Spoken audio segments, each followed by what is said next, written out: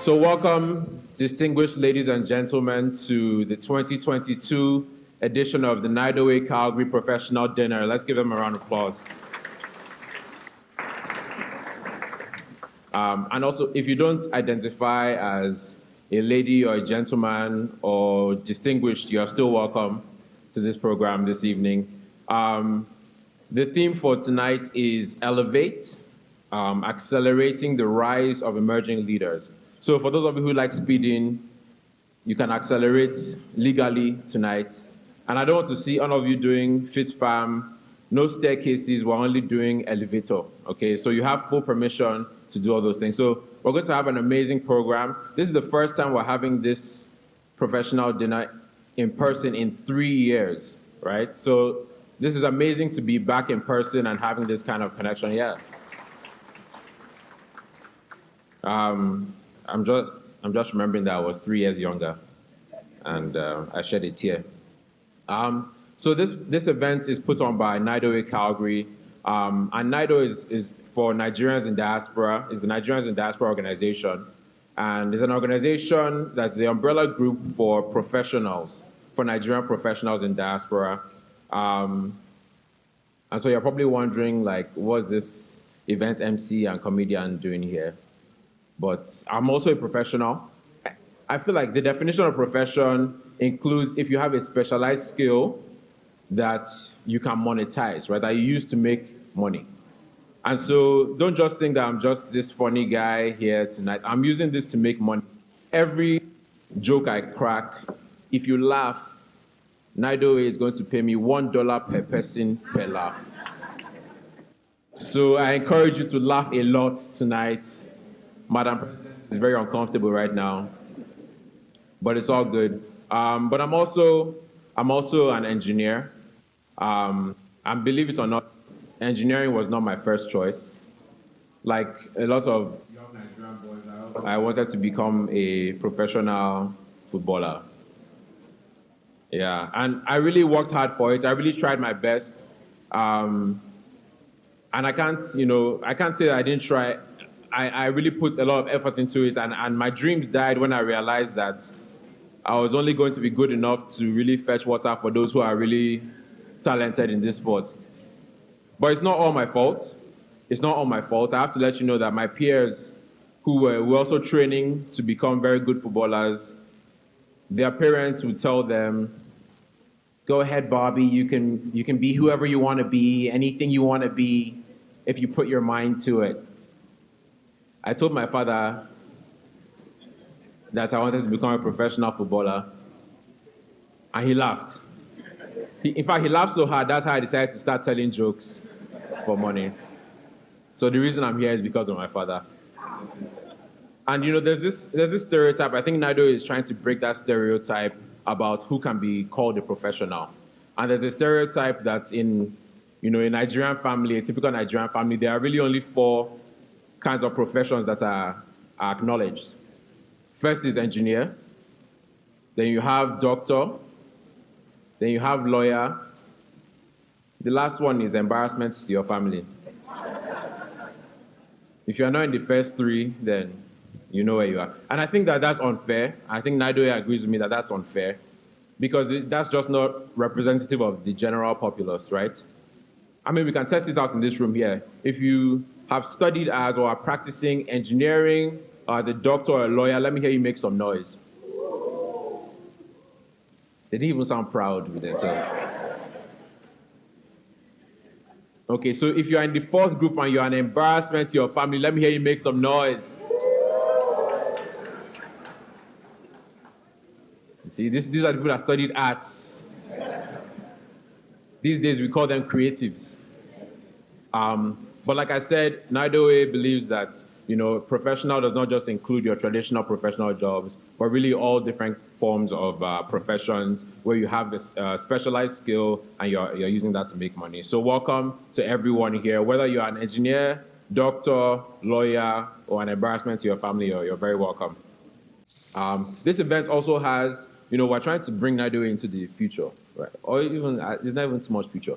But we're trying to push this on social media as well, right? So this event if you're taking pictures or videos and you want to post them on social media, please make sure you tag NIDOA Calgary.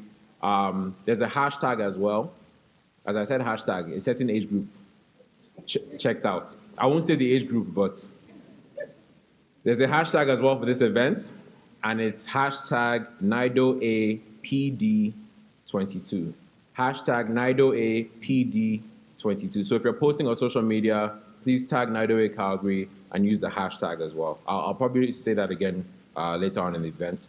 So as you expect, and as NIDOA Calgary has always delivered, we have top speakers today. We have top panelists today. We have top moderators, and we have a top MC.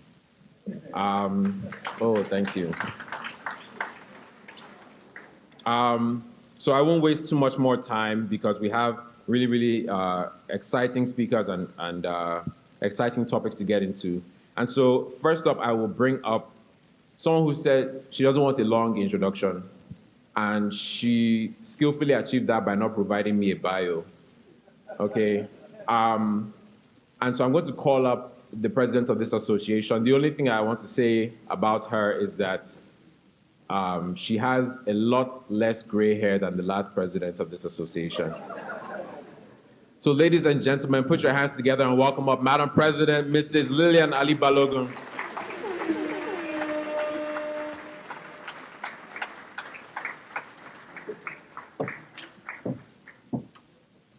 Thank you, everybody. Well, I have a whole lot more gray hair than I had like 3 weeks ago. So I think the office gives you some gray hair. All right. So I'm going to start by welcoming everybody. Good evening, ladies and gentlemen. I'm sure my speech is in the brochure, but those who know me know that I like to go off script a bit. So I'll try to keep to the script, but I'm not promising anything. So let me begin by acknowledging the Nigerian High Commissioner to Canada, His Excellency Mr. Adeyika Ashekun, here represented by Mr. Obioma Nzewuji, the Minister of Trade, Investment and Consular. Also acknowledging our distinguished keynote speakers, Her Excellency Dr. Arikana Chihumborikwa and Dr. Obi Ezekwesili. Our special guest, the Honorable Kesi Madu, the Minister of Labor and Immigration, here represented by Mrs. Susie Adeniyi. Our distinguished panelist, Mr. Charles Osuji, Dr. Bart Shepong. Dr. Bart has a whole other story that I'm so appreciative that you're here. And also our Councillor Funke Banjoko. I met her yesterday, and she is a ball of energy. And also want to thank everyone here present today. I also want to acknowledge the presence of the NIDOA Board of Trustees Chairman, Mr. Tokwe Eson, who is also part of NIDOA Calgary. So he's my boss, and I'm also his boss. And we also the NIDOA Board of Directors of the USA, Dr. Bart Shepong. Thank you all for coming. So this is our NIDOA dinner. Like the MC said, we haven't had it since 2019. It seems such a long time ago, but yet so short. So I am pleased on behalf of NIDOA Canada Calgary chapter to welcome those who have known us for years now, as well as those who are new to NIDOA.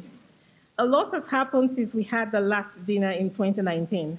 Also, recent events in the last 2 years have also reawakened our pride in who we are, a people with a strong work ethic, extremely qualified to achieve all that we know we can, and so much more. The distinction and excellence you bring to each of your positions or businesses should be deservedly recognized and acknowledged. Just this last Monday, the Dean of the Law School at the University of Calgary in Holloway tweeted that all the 9 students who graduated with their LLMs in 2022 were all Nigerians. Wow. I should let the non-Nigerians here know that there's a saying that Naija no dey carry last, and we have truly exemplified that. So I'm going to go a little bit off script here and talk a little bit more about myself and my NIDOA journey. Like many of you, I was a bit disillusioned by the situation in Nigeria. Even when my husband, Wale Balogun, started volunteering with the Nigerian community, I didn't. My excuse was someone had to stay at home to take care of the kids. I had all the excuses in the world. That all changed back in 2015 when I was asked to volunteer with planning of the NIDOA World Conference in Calgary by virtue of my experience in planning corporate conferences and strategic meetings. I was blown away by the culture of respect that I encountered, where the younger generation like Uche Ebizie, Shegun Arokoyo, Chino Onwuka, Ruvie Eto, John Owolagba walked alongside the older generation like Mr. Austin Omobude, Mr. Benga Babatunde, Dr. O. Everybody knows who Dr. O is, to name a few. And it was done in a respectful and inclusive manner. I said to myself, you know what, I want to be a part of a place like this. In my journey in corporate Calgary, interacting with CEOs and presidents of corporations, it also made me realize one thing, that a lot of decisions that affect the entire company are made on the golf course or in the whiskey room.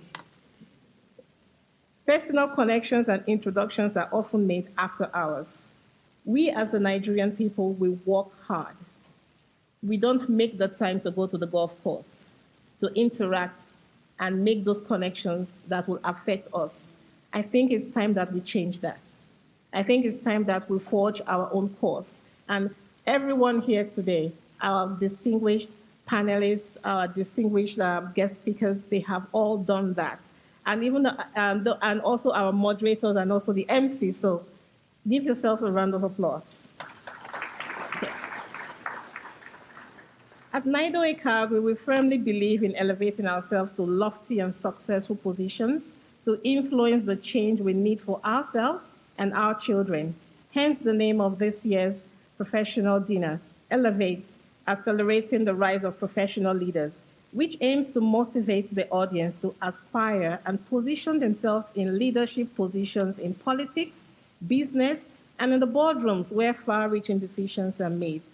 Another observation I made is how other communities relate with each other. There is a saying that $1 passes through the Jewish or Asian communities at least 10 times before going to someone outside of that community. As a community, we are not perfect, but I am pleased to say that we are starting to build that same sense of community.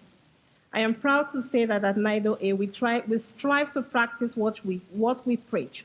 So let's continue to build and expand on that as a Nigerian community and African community as well. I sincerely want to express my gratitude to members of the NIDOA Canada Calgary Chapter Executive and members of the Planning Committee who have put all this together. You have chosen to be a part of NIDOA due to a mutual appetite for giving back. Your selflessness and passion helps us all to unite, and the energy we create is what allows us to achieve our individual as well as the organization's goals. I also want to thank my family for their understanding. I have missed many family events. I will make it up to you somehow, I promise. And I hope you're proud of all that is achieved here today. I implore you all to sit back, listen, engage, and have takeaways from tonight. It may come in the form of ideas, identification of a potential collaborator, or a connection to elevate your career to the next level. Most importantly, thank you for joining us. Have fun and go on and dance a little like no one is watching. Long live NIDOA Canada, Calgary Chapter. Long live NIDOA Americas. Long live the Federal Republic of Nigeria. Long live Canada. Thank you to all and sundry. Thank you.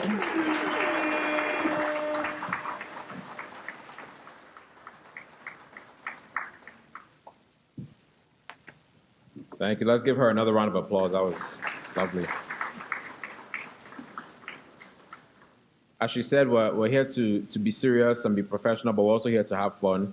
I neglected to mention that after the formalities are over, there's dance. So I don't know why Nigerian events, we never just say dance. It has to be triple dancing. So there's a dance floor here. The hotel doesn't mind if we break it tonight, so feel free. So up next, I'd like to call up and also honor the fact that we have the presence of the Nigerian High Commissioner and the Office of the High Commissioner, Mr. Adeyinka Ashikun, who's a business management professional, a seasoned banking and marketing practitioner, and the current Nigerian High Commissioner to Canada. He's ably represented here by Mr. Obioma Nzewuji. So let's give him a round of applause as we welcome him up to the stage.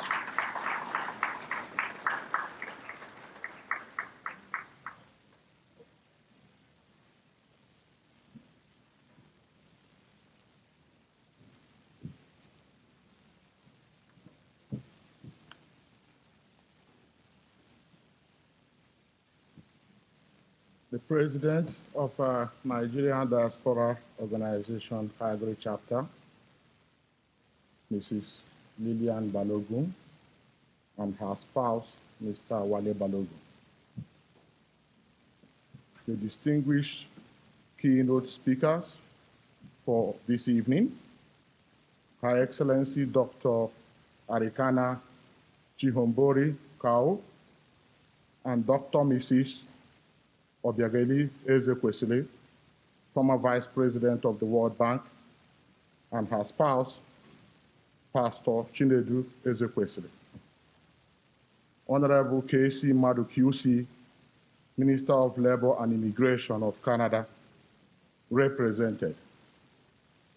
The President of the Nigeria Community Association, Calgary, Mr. Patrick Etukudo. Distinguished panelists, distinguished ladies and gentlemen. As the MC mentioned, His Excellency Ambassador Adeyinka Ashiku would have loved to be here physically present tonight, but as a result of national exigencies, he is out of Canada at the moment. He has therefore prepared a written speech and has asked me to deliver it on his behalf. So if you do not mind, I am going to read the speech of His Excellency the High Commissioner. Remarks by His Excellency Ambassador Adeyinka Ashiku, High Commissioner of the Federal Republic of Nigeria to Canada, at the annual professional dinner of the Nigeria Diaspora Organization, Calgary chapter. I wish to start by expressing my profound appreciation to the Nigerian community here in Calgary and the organizers of this wonderful event for deeming it necessary to extend an invitation to me to be part of the activities of this evening. It is indeed heartwarming for me to be amidst some of Nigeria's brightest and best professionals and accomplished compatriots in Canada.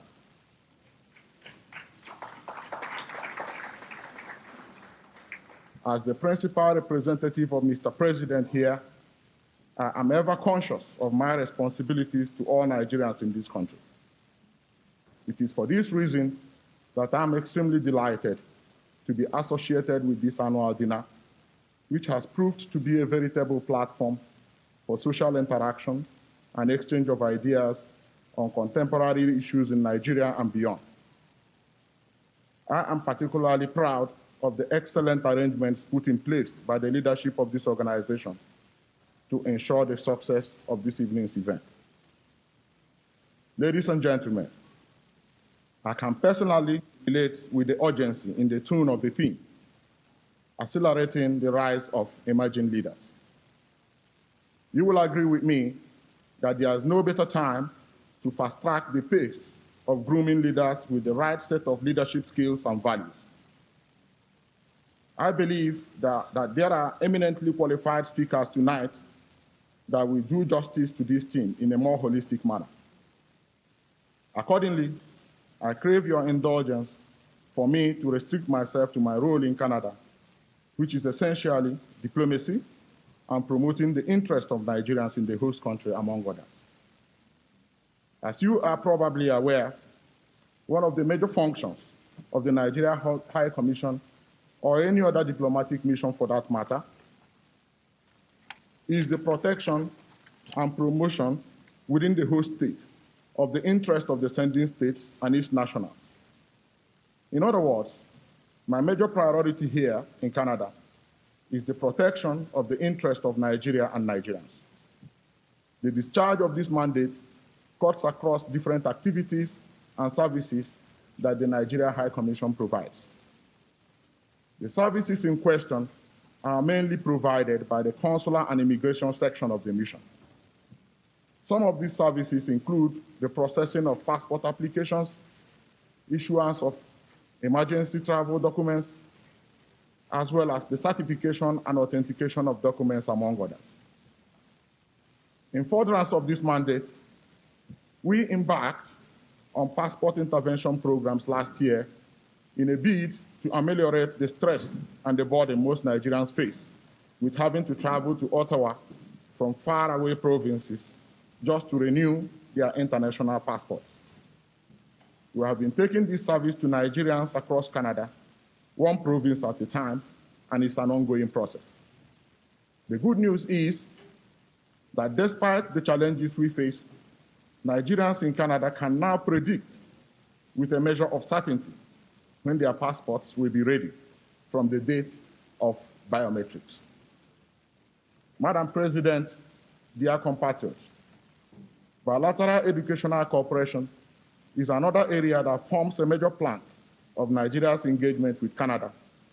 And in pursuance of this objective, the mission is working on several initiatives with the host authorities to explore opportunities in this sector.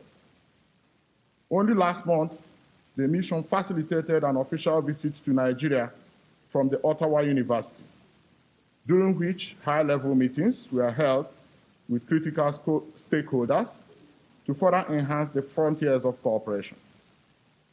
It is important to mention that the highlight of this meeting was a visit to His Excellency the Vice President, which is a demonstration of the strong political will on the part of the Nigerian government to explore opportunities with Canadian institutions in the areas of innovative funding, joint research, curriculum development, as well as student and faculty exchanges.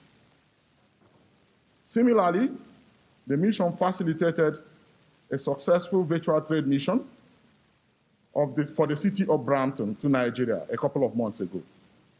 This event provided an opportunity for investors of both countries to interact and discuss potentials of mutually beneficial business relations in such areas such as technological startups, the orange economy, and education.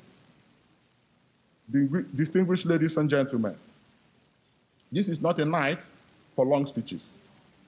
But before I conclude, let me reiterate that the High Commission is passionate about citizens' diplomacy as a way of projecting the good image of Nigeria. Citizens' diplomacy is a crucial aspect of foreign relations. Traditional diplomacy takes place between states, but citizen diplomacy involves person-to-person contacts between citizens of different countries. So, as Nigerians living in a foreign country, I encourage you to see yourselves first and foremost as representatives of Nigeria. And it bestows on you the responsibility of putting your best foot forward and creating a positive impression about Nigeria and Nigerians. Whether you are a professional, a volunteer, a student, or even a traveler, use your interactions and engagements to shape public opinion and understanding of Nigeria. Finally, ladies and gentlemen, I take this opportunity to urge you all to continue to strive for excellence in all your endeavors here in Canada, as I have no iota of doubt that the can-do Nigerian spirit is inherent in each of you to do positive exploits and to contribute constructively to the community in which you find yourselves. To conclude, let me reassure you that the doors of the Nigerian High Commission are always open to all Nigerians in Canada, and we will always strive to serve you better. Thank you very much, and have a good evening.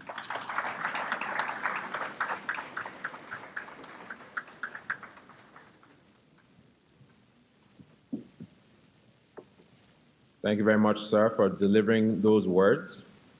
So up next, we're going to call up and have our first keynote speech today from Her Excellency Dr. Arikana Chiombori Kwao. Unfortunately, she's not able to be with us here in person. She's the founder and president of the African Diaspora Development Institute. Her Excellency is a medical doctor, having practiced medicine for over 25 years. She's the founder and owner of many medical clinics. She's a diplomat, public speaker, educator, and entrepreneur. She's an author, and her recently published book, Africa 101, The Wake-Up Call, is a bestseller on Amazon. She previously served as permanent representative to the African Union Mission in Washington, D.C. until 2019. Her Excellency is married to her Ghanaian husband. We forgive her. And is a proud mother of 5 children and a very happy grandmother of 5 grandchildren. As I said, she's not able to be with us here in person, but she has prepared an address by video. So I'd like to draw your attention to the screens around the room for her speech. Thank you very much. She served as the Minister of Justice and the Solicitor General and the Minister of Municipal Affairs. Unfortunately, he's not here with us today, but he is ably represented by his Chief of Staff, Mrs. Susie Adeni. So let's put our hands together and welcome her up to speak on his behalf.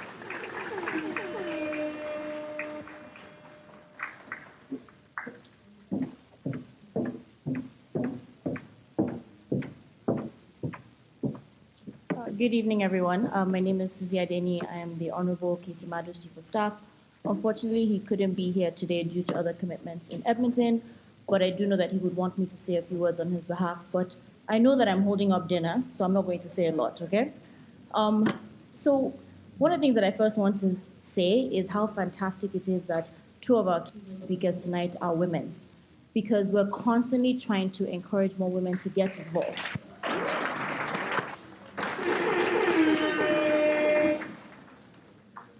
So as was said earlier, a lot of you are familiar with the Honourable Minister's story, so I won't go into that. But what I will say and what I will talk about in terms of when we look at what the theme of tonight is, and that is encouraging and emerging leaders, right? Here in Alberta, the government is very committed to ensuring that immigrants have great opportunities.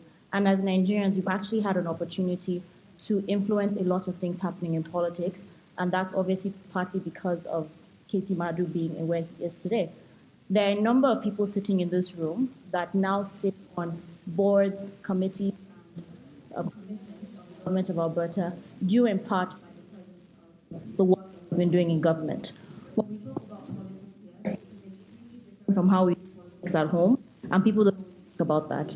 At home, it is very much about waiting for someone to come and hand us money and say, okay, come for me. Whereas here, it's very much about donating time, your effort, your money that people don't always think about. So it's very much a reverse. But what we've been able to do is encourage Nigerians to get involved, and we're seeing it at every level of government. We're seeing Nigerians want to run in government simply because they see themselves represented at the table. We're seeing policy changes because we're represented at the table. We're seeing discussions change because we're represented at the table. So if I have any call out to anyone tonight, is don't be afraid to get involved. It is not as scary as it seems. Yes, you will experience a lot of things. For example, every time I walk into a room, I still get the same looks at people being surprised that I'm the Chief of Staff to a minister here. I don't know that it would be happening in Nigeria, but I hope that one day it would. But even here, these things are challenging. I come into meetings and they assume everyone else but me is his Chief of Staff.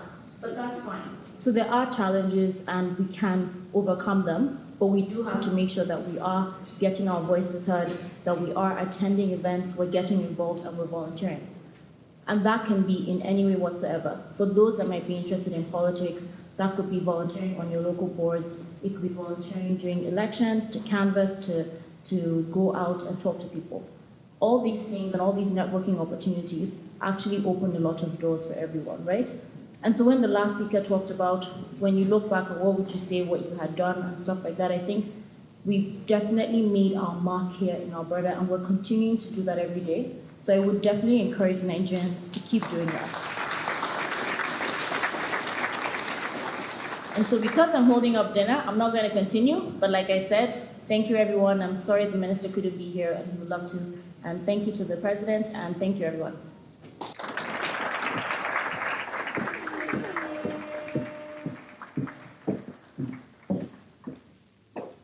Thank you very much for delivering that speech.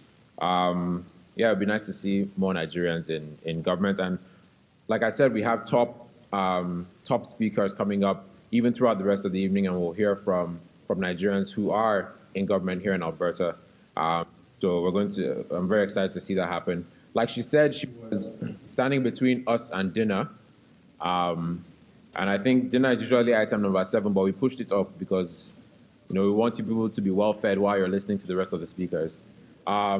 So we have some very able floor managers who are going to help usher the different tables to dinner. As I mentioned, through these doors, there are 3 serving points. Dinner is buffet. It's going to be self-serve. We have some good food. As this is Nigerians in Diaspora, we have some Nigerian food. We also have some Diasporan food. So it's going to be a good combination.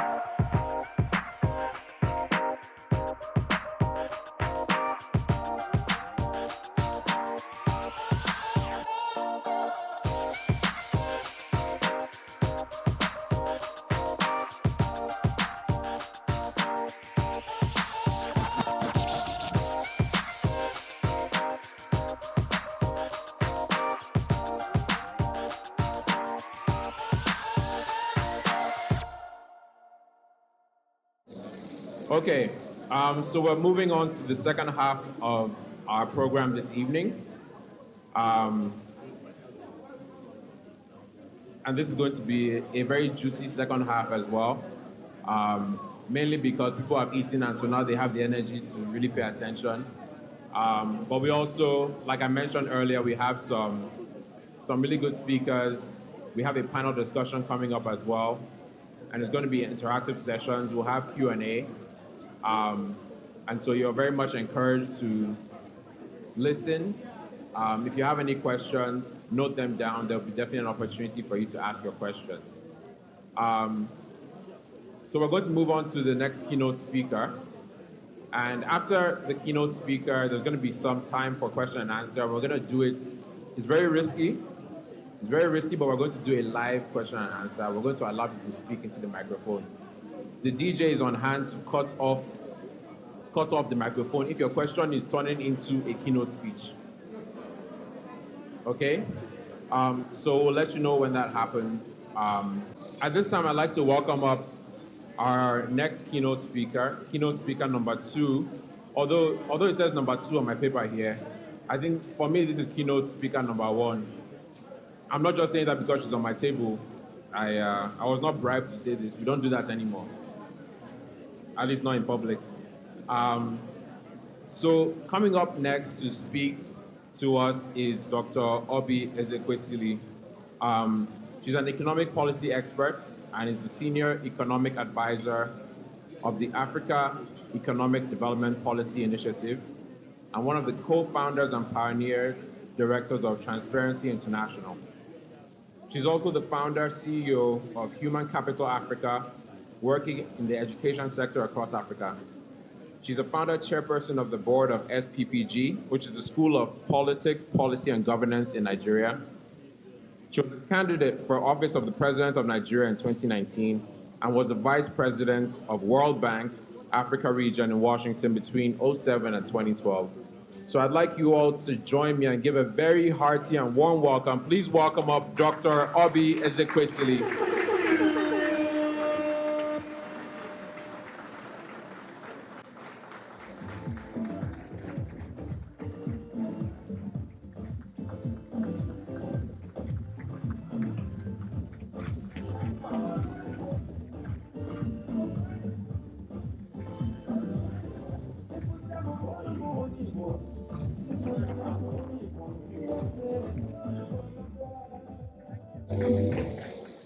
Thank you. What an amazing evening. I am very delighted to be in your midst. Even if you never heard of Nigerians before, never seen any of them before, and you walked into this place, you would have no doubt that these are Nigerians. The energy is infectious, isn't it? And then I turned to my husband and I said, it looks like the people on our side of the room are so energetic. Because whereas this side of the room, you're quite sedate.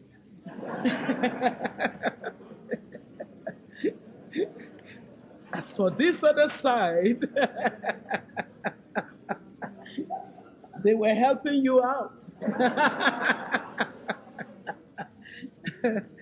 What a lovely evening. I want to thank our dear sister Lillian Alibalogun for being so unrelenting.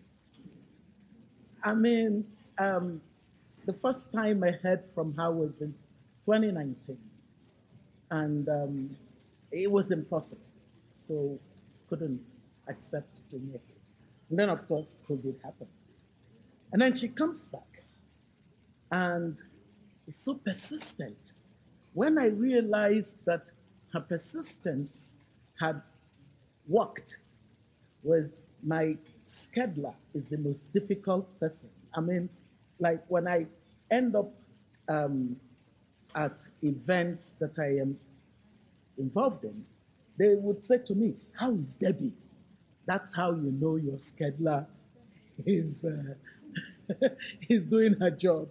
Because to get past Debbie, you have gotten past a very strong line. So Debbie was the one who began to say, but ma, I can figure a way to make it happen. Debbie? Because my schedule is actually difficult to navigate. You know, it takes about 6 to 7 months to have an opening that I can work with for a multiple of things that I have to choose one. So it's a pretty tough schedule. But it got to the point where it was clear that I needed to accept so that Lilia would give me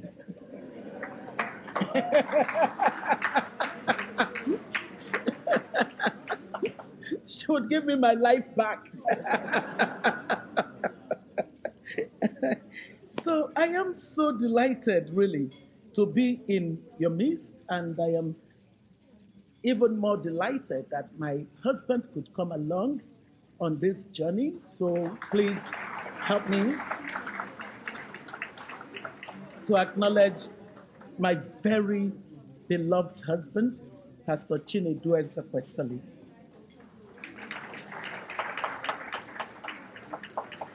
Thank you.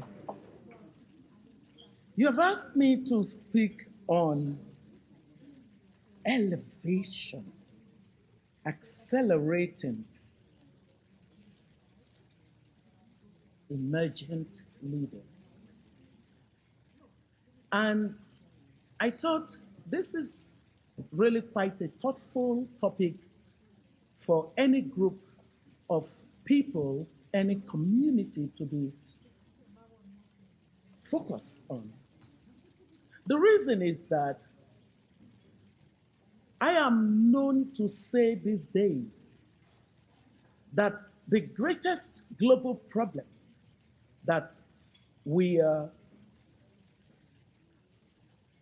grappling with is actually the deficit of leadership. There is a leadership famine in the world, whether it's in Europe or it's North America, even worse, our continent, whether it's in the private sector, the public sector, within communities, there is leadership famine. There is a vacuum of leadership. Whereas some of these other continents can even cope with the erosion of leadership to a certain degree because of the existence of institutions that have taken time to build over time. The continent that you and I come from cannot afford to continue to have leadership vacuum. And I would explain how leadership is so critical to the emergence of societies.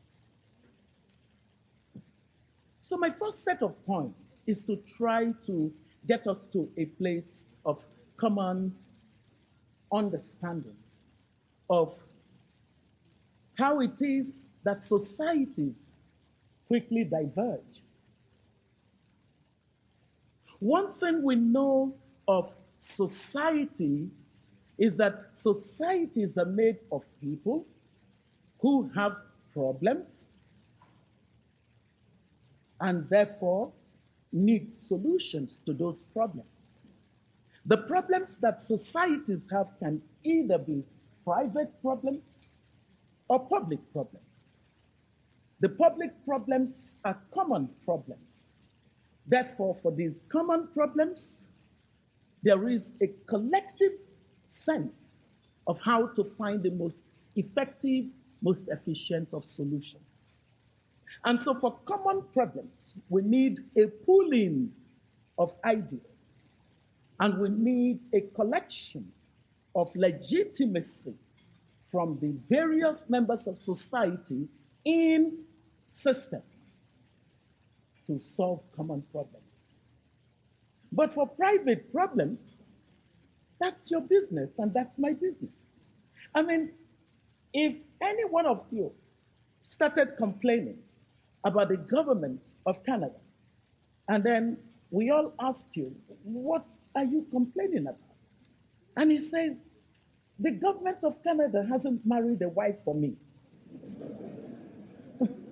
We would all consider taking you back home. Because that's a private problem. The government of Canada has no business with your choice of whether you find a wife or not. But if you complained about the common issues that we normally refer to as public goods and services, then we would know that indeed the government of Canada needs to live up to its responsibility, because anywhere in the world, the universal raison d'etre of government is that governments exist to solve the safety problem, the security problem, and the prosperity problem of society. So governments that cannot provide these as a basis of improving on a constant basis as much as possible the well-being of citizens have lost the leitmotif for their existence. So government has a duty. Government has a responsibility. And what we have found as we have looked at how nations have developed is that growth which ultimately gets to the point of development, happen because governments get certain things right. And the things that governments get right are so many. But what I have been able to do in my own academic area of interest is to say that there is what I call a troika of things, which, if governments do well, ultimately end up in building prosperous societies that are stable and cohesive. So what are these three things? I normally say to people that no matter what number of things that any government is doing, if I sat down and looked at them, I would place them in three categories. The first set of things would be the sound policies. So, policies, but sound ones. Whether those policies are monetary policies, or they are fiscal policies, sectoral policies, or they are structural policies. Policies, sound policies. That's one. The second set of things would be dynamic, strong institutions. Institutions are the amalgam of the ethos, the values, and the agreed way of doing things. When we talk about institutions, we really are saying the way that the people do their thing. It's about the fundamental values that organize the principles of incentive and sanctions within a society. The institutions provide the signaling as to what behavior is acceptable and which is not. Acceptable behavior is rewarded. Unacceptable behavior is sanctioned. Institutions anchored on the rule of law, enabling people to understand that the maxim that nobody is above the law is real, not practiced in the breach, regardless of who is involved. And so it organizes society into a state where you can reasonably assume predictability of outcomes. And then the third set of things, effective and efficient investment in the public goods and services that society would need in order to offer an enabling environment to support the productivity and the competitiveness of individuals and businesses. Because when you build an environment where services, goods what would the goods look like? Goods would be health services, would be roads, would be water, would be the kind of basic infrastructure that those of you who live in Calgary take for a given. So when you build those, it takes away any drag on the citizens. What it does is that it equalizes opportunity, because everyone would have the opportunity to get decent education, healthcare services, so that you can guarantee at a certain level the productivity of those who then choose who make that private choice to use the services and the goods provided them to thrive, to strive. So these three things are very important What is even very interesting about these great things is that when you unbundle them for the different elements that are involved in them, because there are three different things, there's a commonality that is the basis of your conversation today. Whether they be sound policies, you need leadership for them. Whether they be building institutions, you need leadership for them. Whether they be the right choices of investment in public goods and services, you need leadership for them. In the absence of the right leadership, you would not get sound policies. In the absence of the right leadership, you would not get vibrant, dynamic, credible, strong institutions. Whether they be the selection of what to invest in or what not to invest in, the whole culture of selecting the best investment for society's good is a critical place of problem for our continent. I'm sure you know that. Why is it that people would say, where did all the oil money go? Have you heard that before? Have you heard that before? That question is really a question that you find within that particular piece of the three things I said to you. Effective and efficient selection of investment in public goods and services. So, when you don't have credible leadership for these three things, your story would be the story of most of Africa's countries.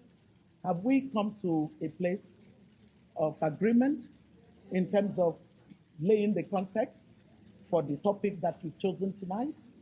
Very good.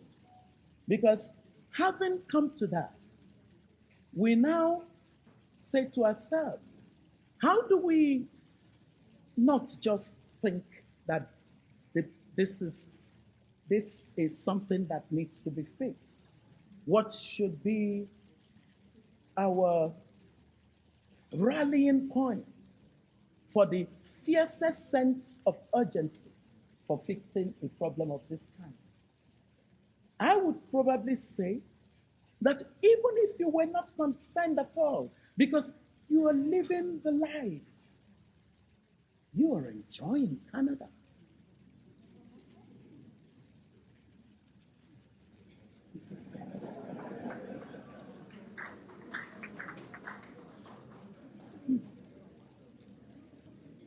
But I'll tell you why you're deciding to focus on this is important.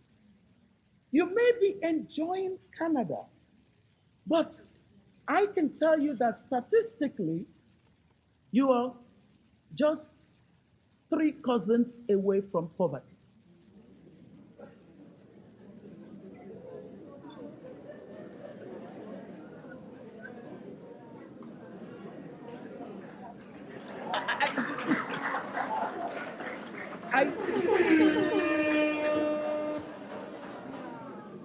I didn't come to spoil your party. But I usually say to people that I think my reputation precedes me enough for you not to invite me if you don't want to hear the truth. So when people make the mistake of inviting me to their event, I kind of say to them, I believe you have been ready for what I'm going to say. So, 3 cousins away from poverty.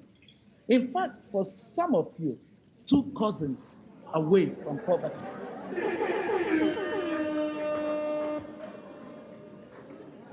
Because you are enjoying the good life, but your second cousin may already be poor.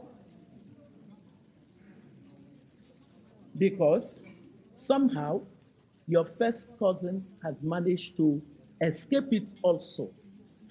Maybe that was the cousin that had the opportunity of a trickle-down economy from you. And so they got educated or found their way also into Canada. Poverty for a continent so endowed. Poverty for a country, Nigeria, so incredibly endowed. According to the World Bank statistic before the pandemic, the estimate was that by the year 2030, which is the year that countries will gather together and look at the performance on the SDGs, that's the Sustainable Development Goals, there are 17 of them. By that year, 90% of global poverty will reside in Africa.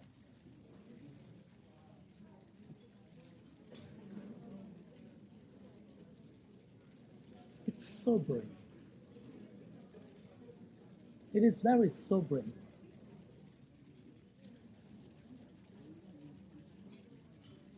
It's very sobering. And it is not mere statistic. It is human being.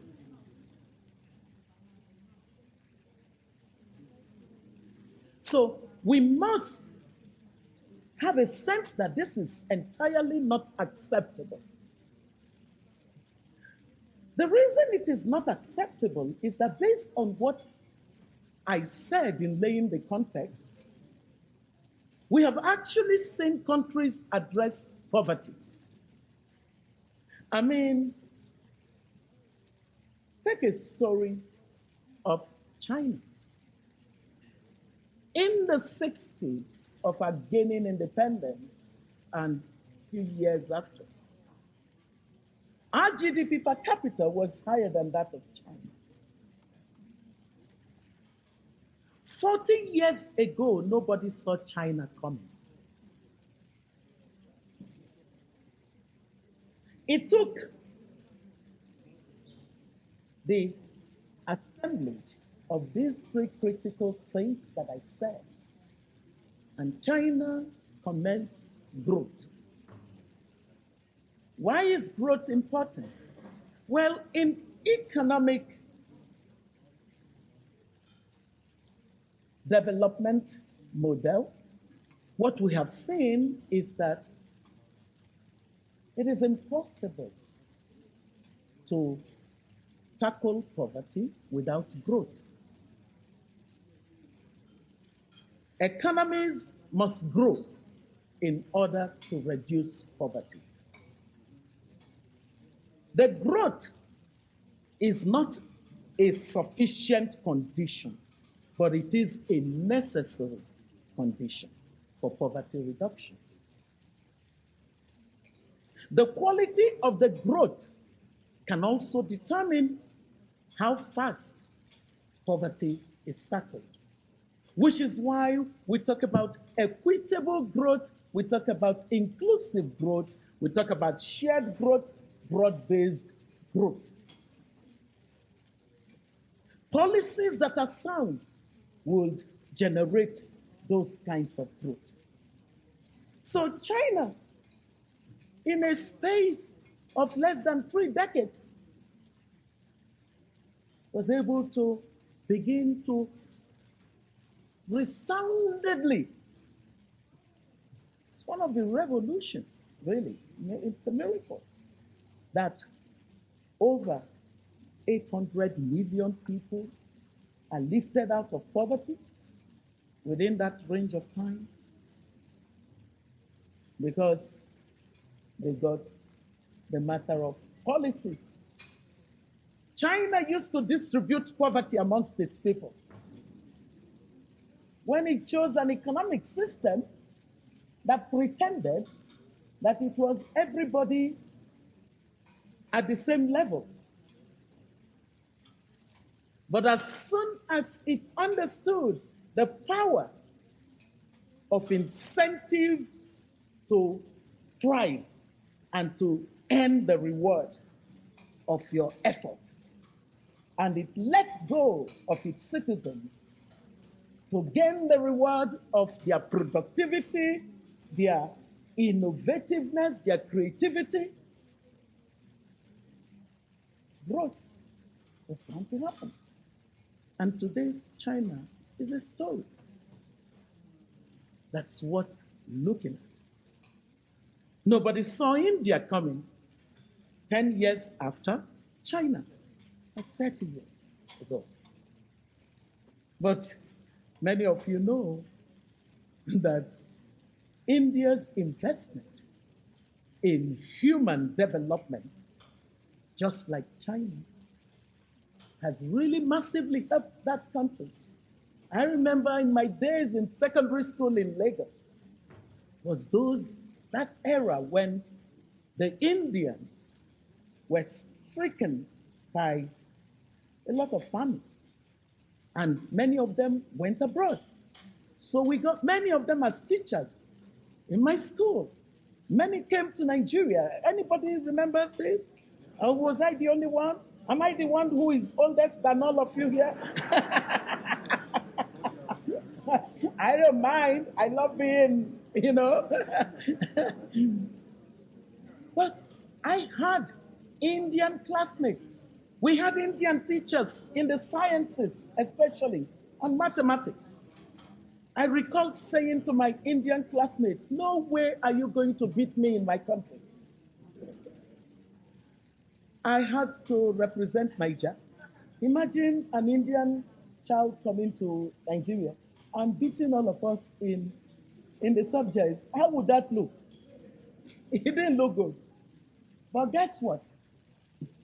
They invested in the sciences, in engineering, in mathematics, in everything you can think. And that's why it is not a coincidence that when you look at the world of technology, who do you see as CEOs? Indians. It didn't just happen. These things don't just happen. A good friend of mine, a former Deputy Secretary of State of the United States, said to me, Obi, nothing happens that is not made to happen. That's a deep statement. Nothing happens that is not made to happen. Africans, Nigerians are praying and hoping for development. No, nothing happens that is not made to happen. And so tonight, I have said to you that the common glue that brings the three things that we talked about as critical factors for economic development, for social stability, for inclusive prosperity, for the safety of society, that these things, the common denominator, leadership. And so you're gathered tonight to talk about how do you accelerate that process of emergent leadership. And it's a simple thing that I've come to say to you tonight, because I am not Einstein, but I can observe through analysis. So, what do we do? Why is it? Does it mean that there is something cultural about our inability to lead? I would say no.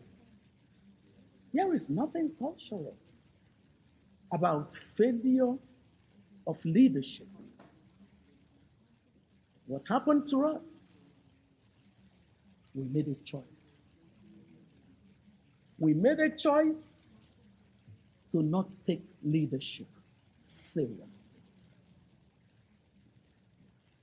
we decided that the matter of quality of leadership doesn't concern us, especially when it concerns public leadership. We are more comfortable in our leadership recruitment ideals to be those who look for the best to run our grocery shops than we care about what quality of leaders lead our public spaces. Am I correct?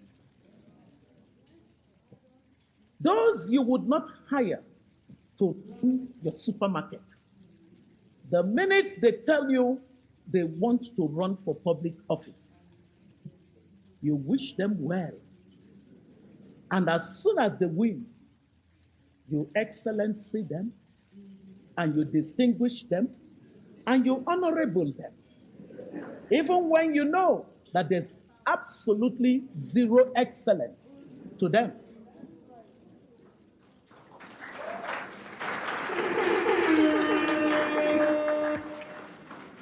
So it is not culture, because that would amount to accepting an inferiority that I refuse to accept. God forbid. I have no place in me to even for a second hand over agency that I have, the power that I hand it over to an external party as being the reason that I'm in the state that I am in. No, that's not my own school of thought. Whatever is wrong with our continent, following after the grant of independence, has become our responsibility. We must take responsibility for where we are today as a continent. Because once we would take that responsibility and actually lead as we ought to, you know what would happen? We would then get the world to the table to discuss the issues of the past. But I don't want to spend my time moaning and complaining about any set of people that by governing the continent right, we can bring to the table.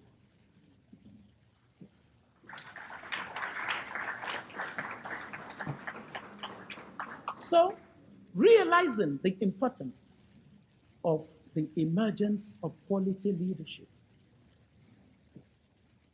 we took time to study it as part of research work that I did at the Robert Bosch Academy called Fixed Politics, because I realized that our democracies were totally not delivering. Had to understand it. What's the correlation between the state of poor economic performance, almost as a matter of pattern across the continent, and the continent's politics? And that led to my constructing a model that I call the triangular pillars of democracy, and coming to a construct that I call monopoly democracies. A monopoly democracy is an aberration. Democracy cannot be monopolies. So something is distorted. And so the triangular pillars of democracy, looking at the three critical pillars of what is going on with the electorate, what is going on with the political class, the politicians, what is going on with the regulatory environment in which these two interact, what can it tell us about any democracy? And by using such analytical tool, we come to the conclusion that I can actually look at that relationship from an economic model of markets. And if I use the market economic model as a basis for analyzing what goes on between electorate and politicians, the electorate would be the consumers in a market. The politicians would be the suppliers in a market of goods or services. And the regulator, as in the Constitution or the laws or the judiciary or the INEC would be the regulator in that context. And by looking at it, we realize that if we fixed these three things concurrently, we would shape our democracy differently. And that's what led us to saying, what is it about the political class that is creating the problem of leadership? And we found that the political class of our continent are entrenched in bad behavior based on the fact that society has rewarded them to behave badly. And what is the definition of this bad behavior? They habitually subordinate the common good to their private and narrow interest. So, the decisions of leadership is not for the common good. It is against the common good. Private reward is what defines leadership. And so if we're going to correct for that, that's where I begin to bring this to a close. If we're going to correct for this subordination of the common good to the private interest, narrow interests of those that lead society, we must develop a new genre of leaders. And so what is it about the existing leaders that we must correct in the course correction? We found that three things are missing in Africa's leadership most of the time. Number one, character. Character. A voidity of ethics. A complete absence of values. So willing to negotiate their values at the drop of a pin. A total lack of moral rectitude, because impunity is perfectly regarded as okay. So Africa's own is a distortion. Good behavior is punished, bad behavior is rewarded. That's a distortion. And so character is fundamental. The second thing, competence.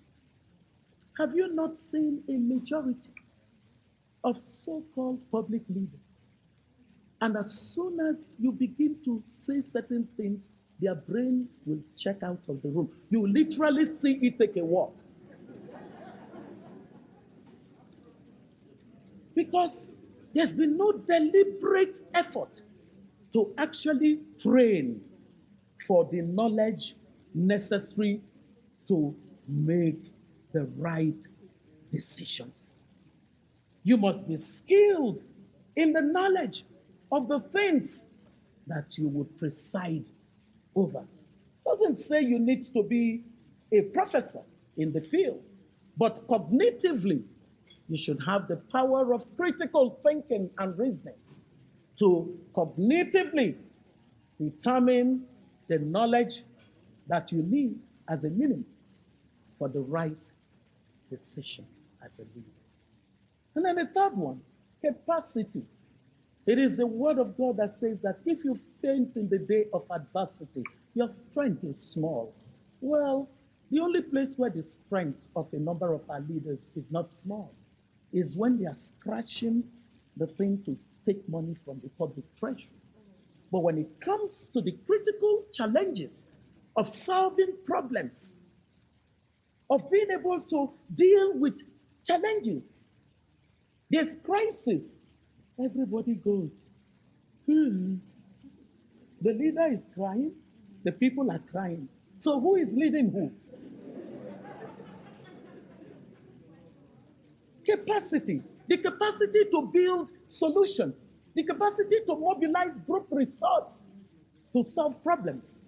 The capacity to look at any daunting situation and say, we can crack this code. The capacity not to be intimidated by challenges.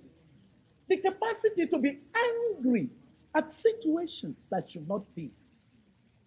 The unwillingness to accept the abnormal as normal. Capacity, character, competence, capacity. We must train for that. Whether we're training them to be leaders in the private sector, or we're training them to be leaders in the public sector, or we're training them to be community leaders, we must train the new genre of leaders to have these three things in them. We cannot accept 1 for 3. We cannot accept 2 for 3. We cannot say to our new emergent leaders that it's okay to go to the best university in Canada. It's okay to know how to build systems and processes, but you don't have to have character. They would be locusts. Do you want to train locusts? You already have too many locusts.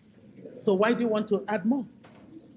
So character is a sine qua non. Is that the way the lawyers say? Or sine qua non. Sine qua non. You can't but have character in them. Also, we can't say, okay, we're going to train you to have character. That's all we need. Would they lead us well? No. But the man would have character, but totally, absolutely useless. Because they won't be able to solve problems for us. They won't even know when we have problems.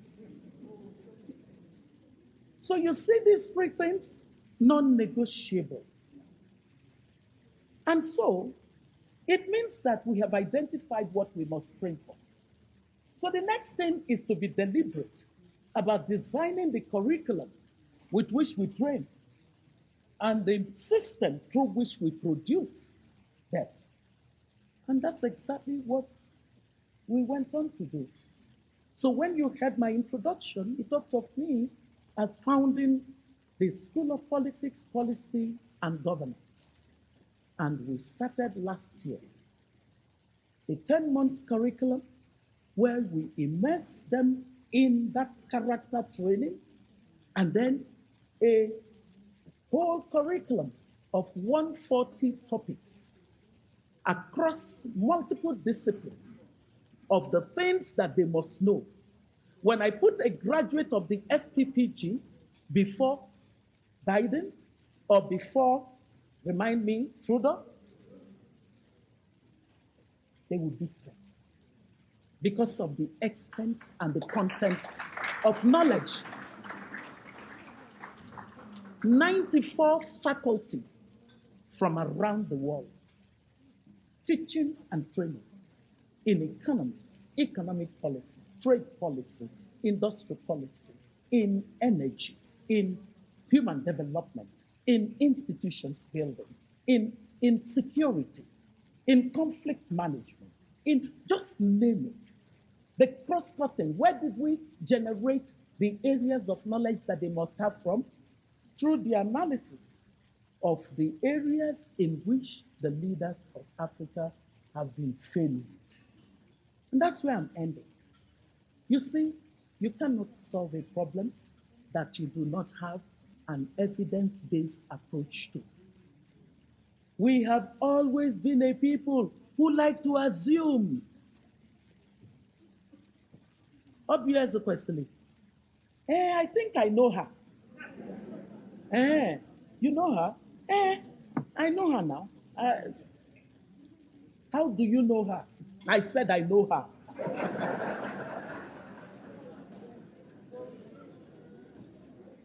No evidence, no fact, nothing. Just word. I know her. No. We must raise the genre of leaders who understand that evidence-based approach to life creates efficient decisions, efficient solutions, efficient selection of options.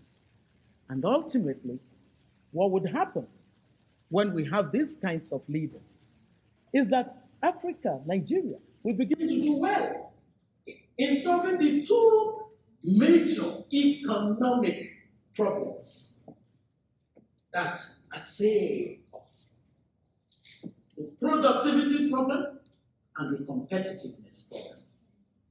The reason that many of you are thriving here is that you have understood that this society has no place for your godfather.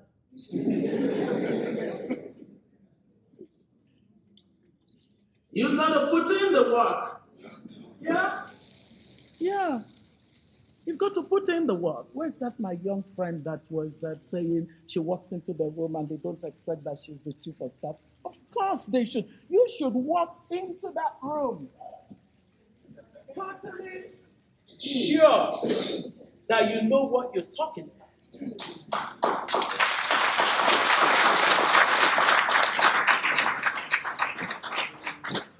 You don't need to have any chips on your shoulder. Be at peace with yourself. Just be decent, be normal. You don't need to impress anybody. Just be you. But let the content in the inside of you do the talking. Societies that reward excellence. Societies that would not permit you to cut corners and then figure a way to jump the queue to the top. Why should you? Society operates that way. It can only go to the bottom. It's a permanent race to the bottom for societies that don't value excellence, that don't reward hard work, that don't reward values. With societies that our new leaders must want to lead have to be the kind of societies that do all of these things. And so, ladies and gentlemen, I may have not made your appetite to settle properly after that really sumptuous meal, but blame the leaders of your for inviting me. I was sitting my own jeje, and you asked me to come and talk. I have spoken.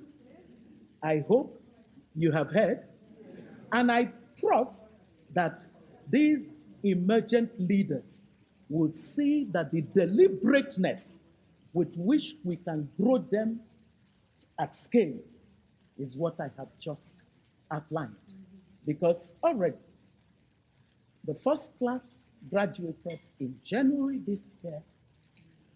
The second class will graduate by October this year because they started their classes last November, and they would graduate October this year. We graduated 160. I'm not talking about little children of the street. I'm talking about people, professionals like yourselves, who are tired of a country that is failing and have decided that they are the new genre of leaders that will fix society. Not with another set will graduate. The third set, we're already in the admission process for them. You know what? We're training at scale because we must use economic sense to know that to reverse the situation, we must grow a large pool of these new leaders in order to make the existing pool irrelevant to our solution.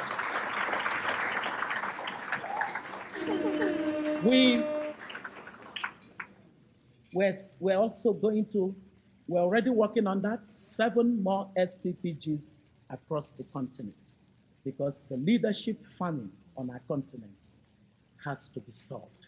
And it will take you and everyone else who does not want to enjoy life in Canada while they are 2 cousins or 3 cousins away from poverty to solve the problem. I thank you very much.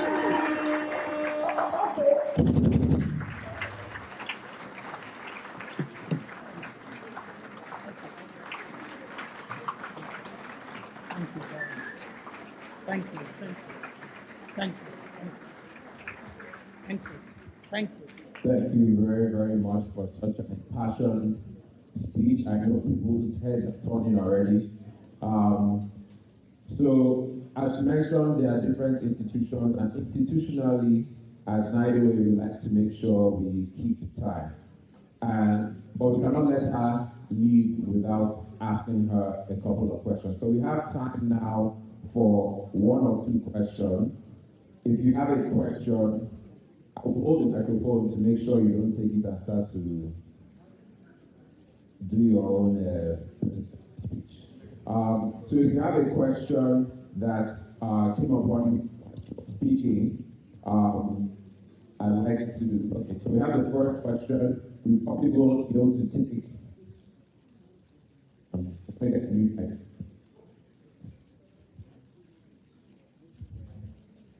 okay. If you don't mind coming up to the dance floor, you don't have to dance to ask your question. And then we may be able to only take maybe another one after this.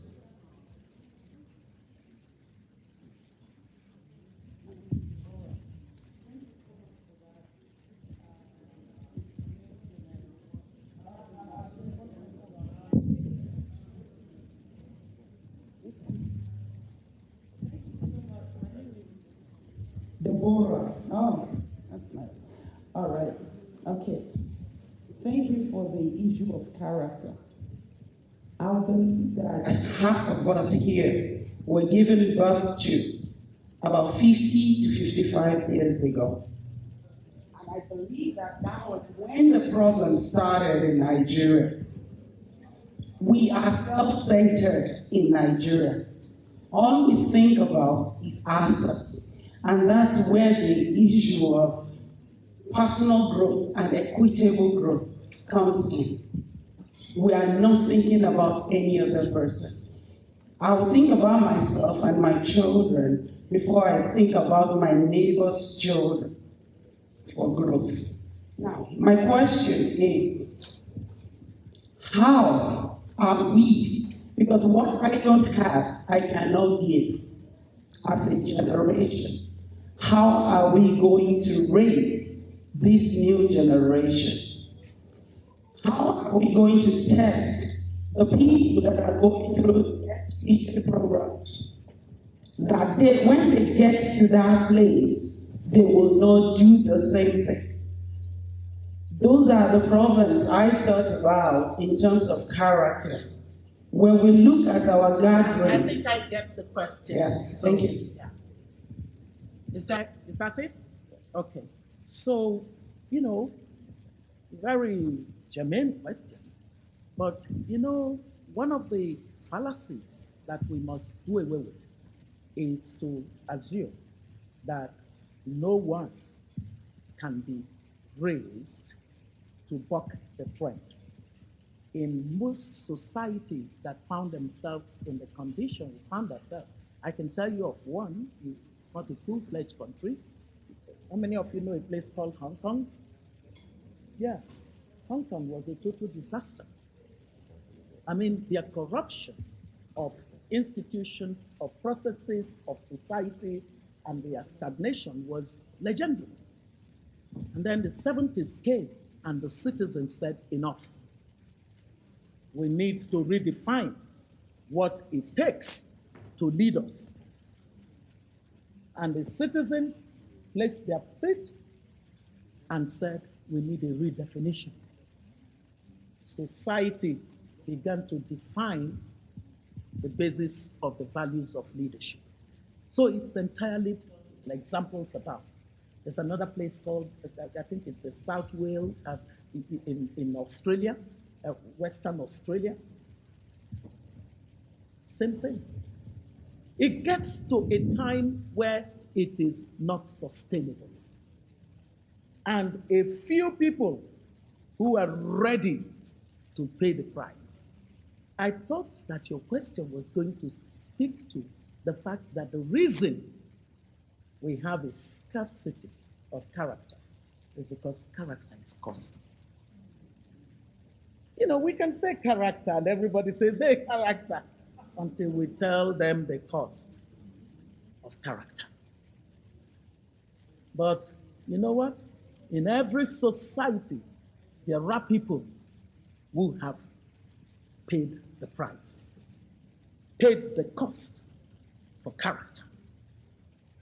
You know, I don't like talking about myself, but that kind of a question gives me the opportunity to say, I served in the government of Nigeria. The reason I can stand and speak to anyone, anytime, is that I know that in going to the government of Nigeria, neither their chocolate, nor their peppermint, nor their ice cream did I take with me. No, I did not.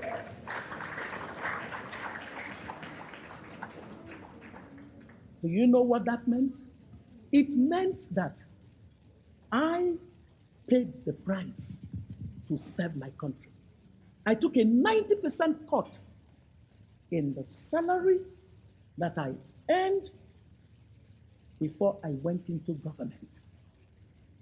My children had to be pulled out of school at a certain point to go to a lower paying school. A complete culture shock for them. So when we talk about character, it is not C-H-A-R-S, no. It is real. It's about the choices that you would be faced with. Choices that are going to be painful, but they will be guided by the things you consider to be priority in life. My priority is to keep faith with what my father said to us. He said, by virtue of the education that your mother and I are trying to give you folks, you're privileged. And when you are privileged, you have a duty to use that privilege to bring those outside of privilege into privilege. If you have a personal decision on what matters in life, you'll be guided by it. We're not looking for crowd. We're looking for people who have made personal decisions. I leave you with this word of my father. It is entirely okay to negotiate your views when you are given superior argument on an issue. It is entirely okay to negotiate your views when facts that were not known to you before you held those views are presented to you. But it is totally unacceptable for you to negotiate your values. Those who will not negotiate their values are the people that we're trying to train. Will we get it entirely right? No. That's why it's a laboratory. It's a leadership laboratory initiative. But I can tell you that the kinds of practitioners and academics that take our students through their program, the kinds of case studies that we have to look at on conflict of interest, on issues of integrity and ethics and all of that, and the personal examples that are modeled for them, I already see those of them that are flying with the knowledge. They already came into the program with certain choices. Now those choices are further deepened in their minds. And I end finally on this note. Integrity is not complete until it is consistent. You can't have integrity in the morning And because you came to Canada, integrity will go on break. Brothers and sisters, integrity is not complete until it is consistent. Thank you.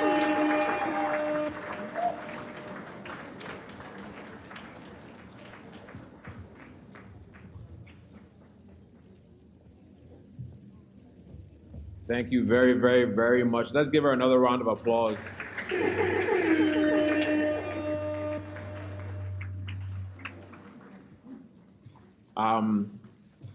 That speech carried so much. We're going to allow you a 5-minute break to let your soul cool down. So if you need to use the washroom, shake somebody's hand so that you feel that you are still human. This is your chance, and I'll be back and we'll resume the rest of the program. Thank you.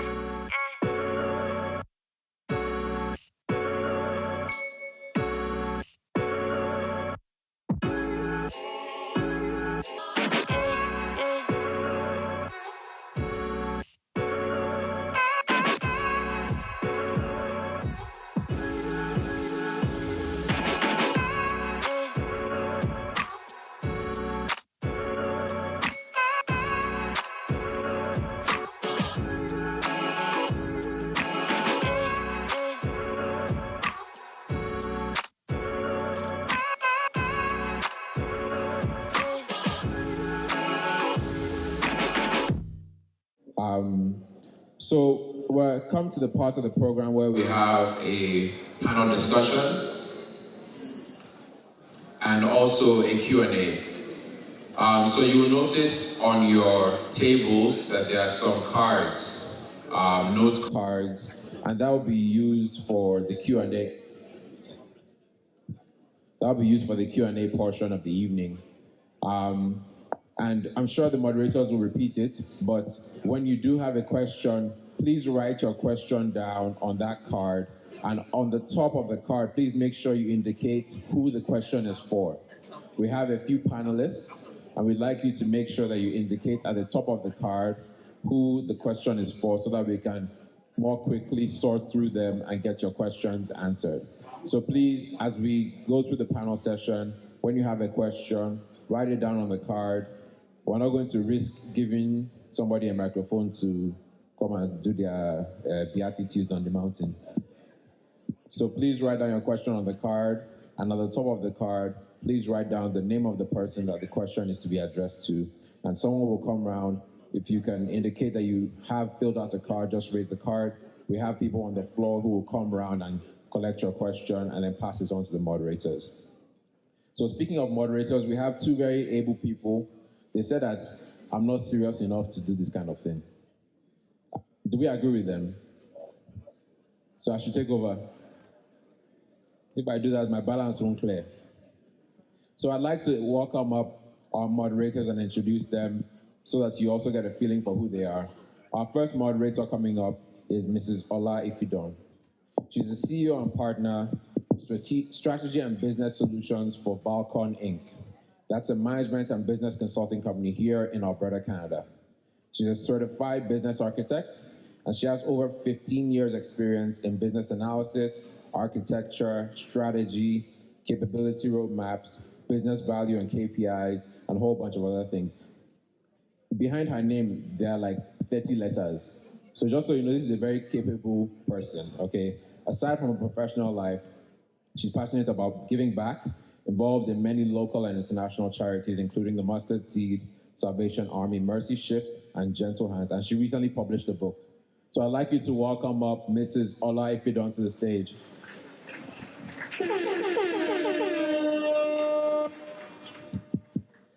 And accompanying her and her co-moderator today will be Mr. Wale Balogun, the most trademark name I know in Calgary. He is currently a senior consultant with IG Wealth Management. He's an accomplished entrepreneur and driven professional with over 14 years of leading industry experience and expertise in helping individuals, families, and businesses create, manage, and protect wealth. He's also very passionate about martial arts in general and has ongoing exposure in Taekwondo, Hapkido, Karate, and Brazilian Jiu-Jitsu. He practices about 2 to 3 times a week. So for the panelists, if he asks you a question, make sure you answer it. He has served as the director for the Association of Shotokan Karate and Volunteer Airdrie. Let's give him a round of applause and welcome up Mr. Wale Balogun.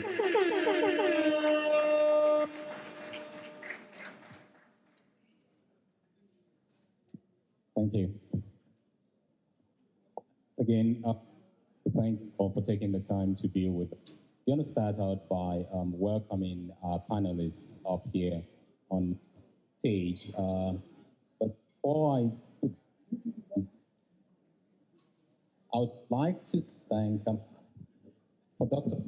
Yeah. Thanks. We have 3 exciting panelists today, and I'll start with Dr. Bath. I happen to be preview to what it took to get you here. Your flight was canceled. You had to make a 2-hour road trip to the next airport, and somehow made it here on time for this session. Thank you.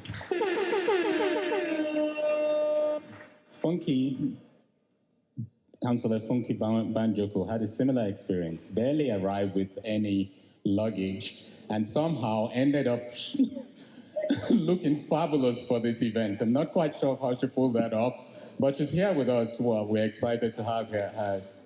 And for Charles, I wish I could come up with something dramatic for you, but thanks for driving from the northwest quadrant of the city to attend this event. Now, I'll start with a quick introduction of our 3 panelists.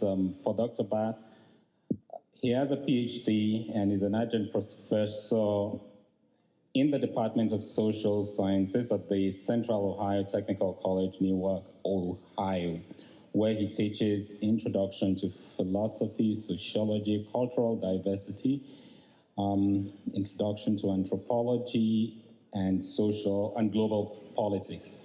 He's also an independent consultant in public policy, human rights, gender, and international development. At this point, I'll have my co-moderator introduce.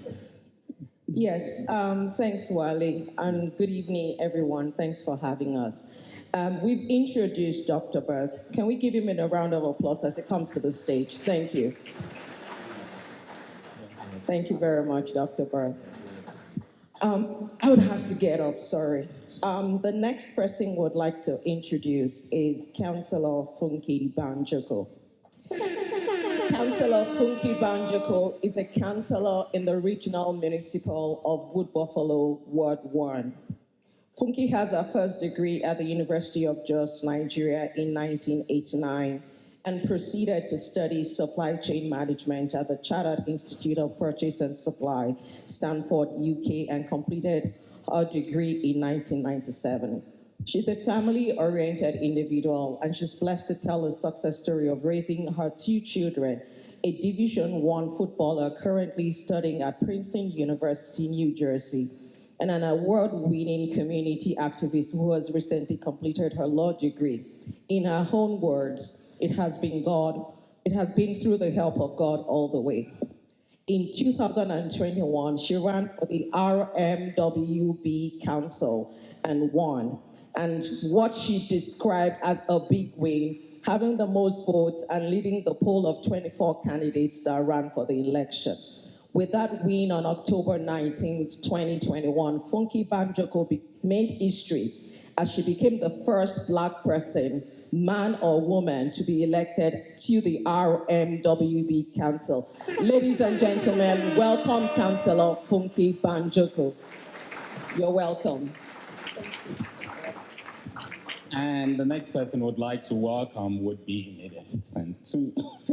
Charles Osuji, multi-award-winning lawyer and CEO of Calgary's Osuji and Smith law firm. He was chosen as one of Calgary's top 40 under 40 and also as one of the most 25 influential lawyers in Canada.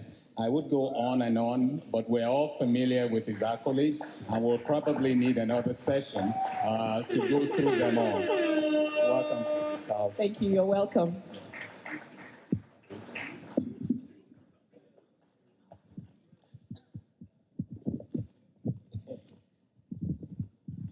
So the way this is going to go is that we have a couple of questions here for the each of you on the panel. At some point, we will be taking questions from the audience, but I'll let you, Ola, let them know how that's going to work. So just the rule of engagement. So Wally and I will be asking you questions. We will stay under the 1 minute timeline to ask you the question, and your response should not be more than 3 minutes. If you find yourself going over that, we have someone who's going to signal to you to wrap up, just because we would like to get through so many questions. And so if that's not happening, we will use our moderator veto power to wrap that up. You would have opportunity to ask them questions, unlike the MPs the other time. Could I get a better mic? This thing is just cutting in and out. If you have questions, please begin to put those questions together right now, and make sure you put the name of the person in particular that you want it to be addressed to at the top corner. So that would facilitate smooth triaging of those questions. So Wally's going to ask the first question here. And it is for Dr. Bath. Bath, okay. Now, I went through your bio and something jumped out at me. What is social entrepreneurship? Thank you so much for having me, and it's been a great time here this evening. Going back to your question, social entrepreneurship. When you look at our society today, for me, I look at social entrepreneurship as a way of coming up with innovative and inspiring solutions to our contemporary problems. Because as a social entrepreneur, what you do is to look at what exactly is happening in the society and find a solution to it. So we've talked about what has plagued, especially our nation, Nigeria, and what has been plaguing us as Africans. We can name all the problems, but at the same time, how do we come up with solutions to these problems? So, social entrepreneur is someone that looks at these problems, find a solution, inspiring and innovative way of dealing with them. Thank you. Thank you so much, Dr. Berth. That's very good. We have a follow-up question on that, but I think I'll wait. So we'll move to the next panelist, Councillor Banjoko. From your bio and from what we've read about you, we see that it looks like community played an important role in your settling in here. So my question to you is, what's the importance of community in the way you have been able to elevate yourself along the line? Thank you for that question. I was almost scared of what the questions will be. And looking at the panelists and everybody that's been here, it's an honor to actually sit here. It's scary with the degrees that are sitting next to me and all that. But yeah, so the entire package of where or how I broke through in politics is actually about the community, about people. I've always been a people's person, and I never knew I would need the people. But it just comes, I think, naturally for me. And it's such an inspiring story to know that even though we might be black, we might not be as many, but we are so powerful as a people. And never, I'm glad I didn't neglect the Nigerian community back in Fort McMurray. And it wasn't even only in Fort McMurray. I actually reached out to everybody, tagged everybody, whether you're in Calgary or Edmonton or New York. I couldn't be bothered. At a point, I just felt whoever knows you has to know about me. And somehow, that's how I built the community of people that surrounded me. And in this hall, I actually have a lot of them here, people I worked with in Shell, Nigeria since 1993. And I never knew I would need them, but we never let go of each other. Vincent Melifon, Patrick Etokudo, Matthew Pony. I have some other new people, Peter. I have so many people like that, Yvonne and the husband. And I kept, making sure that these people spoke for me. And the church that I attend in Fort McMurray, the total population is about 100, and 95% Nigerians.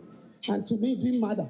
I wasn't asking Obi or Ade to vote for me. I was telling them, I know you will vote for me. I'm asking you to get me more votes. All the people that clean for you, all the people that you know, get them the votes, and it worked. Thank you. Thank you so much, Councillor Banjoko. So don't despise your community. Be a member of NIDOA, I'm telling you, because you don't know when you will need us. We have that power. So if you haven't scanned the membership QR code, please begin to scan it right now. I'm watching you on Plasma TV. The next question goes to Charles. Charles, so you graduated in law from Nigeria, and today you run a successful law practice out of Calgary. Imagine a hypothetical situation where a young man walks up to you in the same situation. What would you tell him or her as the next steps that they should, the first and the next steps that they should take? Thank you, Wale, and thanks everyone. When the opportunity to buy my firm came about a few years ago, I had a lot of naysayers. I had someone tell me you're too young. I heard someone tell me that a judge will not understand what you say in court. I heard someone say that you're not going to get clients. You only know Nigerians. But what I told this person was, number one, if you create value and if you focus on excellence, people end up not caring what you look like, what you sound like, and where you come from. And that's exactly what I did back in 2017. Thank you. when I took over the firm, there were 3 lawyers, and now there's 20 of us, 3 years later. And I'm looking forward to doubling that in a few years. My point to every young person here is you have everything it takes to succeed, so long as you focus on what Dr. Ezekwesili indicated: character, capacity, and competence. Once you focus on those 3 things, the sky's the limit.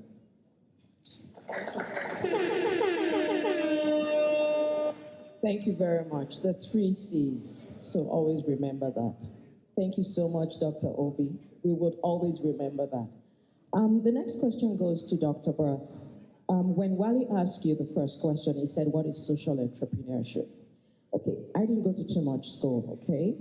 So I'm going to ask you, what's the difference between social entrepreneurship and regular entrepreneur? That's a great question. Social entrepreneurship and a regular entrepreneur, I don't think there's a very big difference, because when someone is a business owner, basically he's looking at it from his own perspective. It's a personal thing, but at the same time, you are rendering service, right? A social entrepreneur, as I said earlier, looks at a problem in the society. Let's say, for example, someone that deals with gender-based violence, look at issues like gender-based violence and try to find a solution to that, or unemployment or security, being a change maker in the society, so everyone basically a business entrepreneur, is also rendering service to the society, but at the same time, a social entrepreneur is rendering service to humanity, but from a different perspective. Right. Thank you very much. We're going to do an exam after all, so if you're not taking notes, the difference. Thank you so much, Dr. Berth. Wally? Next question would be for Councillor Banjoko. What prompted you to get into politics? What drives you? I mean, for most of us here, it's crossed my mind, but I just don't have the guts there, country, to even think about it. Sure. Thank you. Again, I didn't actually set out to go into politics. My mother served as a councillor, I believe, under the military governance in Nigeria. And my father was briefly into politics and found it not too good for him, and he didn't want any of us to go into politics. So, but I found that I kept doing things. When I got to Fort McMurray, as you all know, is not as lively as Hollywood. So I wanted to engage myself. I needed things to keep me busy. And I found out that in this country, people give back. You see old people, 65, 70, 65 is not old. So they go, not too old. So they go to hospitals, they go to different places, and they give their time, they give their money. And, we can copy what is good about the culture. So when I got to Canada, I lived in the States for 8 years, but honestly, I think it was in Canada I actually got exposed to people volunteering. So I got to Fort McMurray in July 2011, and by January of 2012, I was already on the Community Services Committee, which is a board for the city of Fort McMurray. And I just kept going. Of course, I served in my church, and, just kept going. And people would ask me, if you want to go into politics, are you going to run for mayor? And I never even processed it. It didn't make sense to me. But during COVID, I sat down and the politics again came up. People were warming up for the municipal election. And that was when I actually paid attention to it and went and reviewed it. People that each person I spoke with, the Oladimeji's, for instance, Mr. and Mrs. Oladimeji, once I turn to anyone and say, I think I want to run for cancer, and everybody says, oh, why not? Of course you should. We've been telling you to do this. So I got so much encouragement from people telling me, oh, you should have done that a long time ago. And with COVID and being bored, I said, okay, let's try this. And one thing that I must say here that pushed me further was the fact that it had never happened before. And Nigeria, we know they carry last. The moment I heard that, I said, this will be good on my resume. How about being the first? So, and like I said, I'm so blessed with people. People who believe in me, maybe even more than I believed in myself, because it got to a point I'm like, okay, let's just win. But, so that's how I got to play around with it, and I'm glad I did. Thank you. Thank you very much. Sounds like you had a lot of things going on there for you. The community, your passion, your interest, and your willingness to give back. And all that just played together. Plus, an opportunity in COVID. So for those of you that are thinking it's because of COVID I couldn't do that or I didn't have that, take a cue. Thank you very much, ma'am. The next question goes to Charles. And it's just going to be a follow-up from the other question there that Wale, my colleague, asked you. So when you look at yourself as a young, vibrant, colored person and coming into a community like this and elevating yourself from being possibly an employee to now being a co-partner or the partner, what are some of the things that you think really worked well for you? I know you talked about creating value and all that, but from a social integration perspective, what are some of the things that helped you that you would like, okay, these are must-dos, and what are some things that if you look back, you're like, you know what, I goofed a little bit on that, don't do that, okay? So if you can share some of that with us, that would be great. One of the first challenges I had was fear. As a young person, the idea of taking up responsibilities and having so much people that looked up to me was very fearful. But over time, I've come to understand that success happens outside of your comfort zone. Courage is not the absence of fear, but taking actions despite being afraid. And I was able to get to that conclusion by surrounding myself with people that I admire, especially people from the community, and people outside of my tribe. One of the tendencies for people that come here is to surround themselves with only people of their tribe. It's important to go beyond your tribe, especially in this context, so that you can be inspired and have access to other things. So I surrounded myself with people in the community and people outside of my tribe, and that has helped me overcome a lot of challenges. And finally, I had the issue of the imposter syndrome. We've all been there. You ask yourself, are you good enough? Can you compete in this market? Can you overcome? Back to what I said earlier, if you focus on excellence, focus on creating value, and being consistently a person of integrity, as Dr. Obi said. I remember one of my mentors asking me, Charles, what do you think about 419? He meant 419. Yeah. What do you think about Nigerians being perceived as involving in 419? I said, first of all, I don't know what 419 is. Secondly, it's none of my business. My actions and everything I've done so far speak for themselves. And this is the story of so many of us Nigerians here changing the narrative one step at a time. You don't have to change the country overnight. You just have to, if you're given an opportunity, as Dr. Obi called it privilege, if you've been privileged, make sure that you keep the doors open for people coming after you by not messing it up and letting people know that we have all it takes to succeed and maintain the success. So I just wanted to take the time to remind the audience that would like some questions from you too. There are cards on your table, fill them out. Someone will come around and pick them and would like to pass those questions on to the panelists too. So I believe, Reverend Thompson, you'll be helping us with that. Yeah, okay. So if you have questions, please, can we pass those questions to our brother here?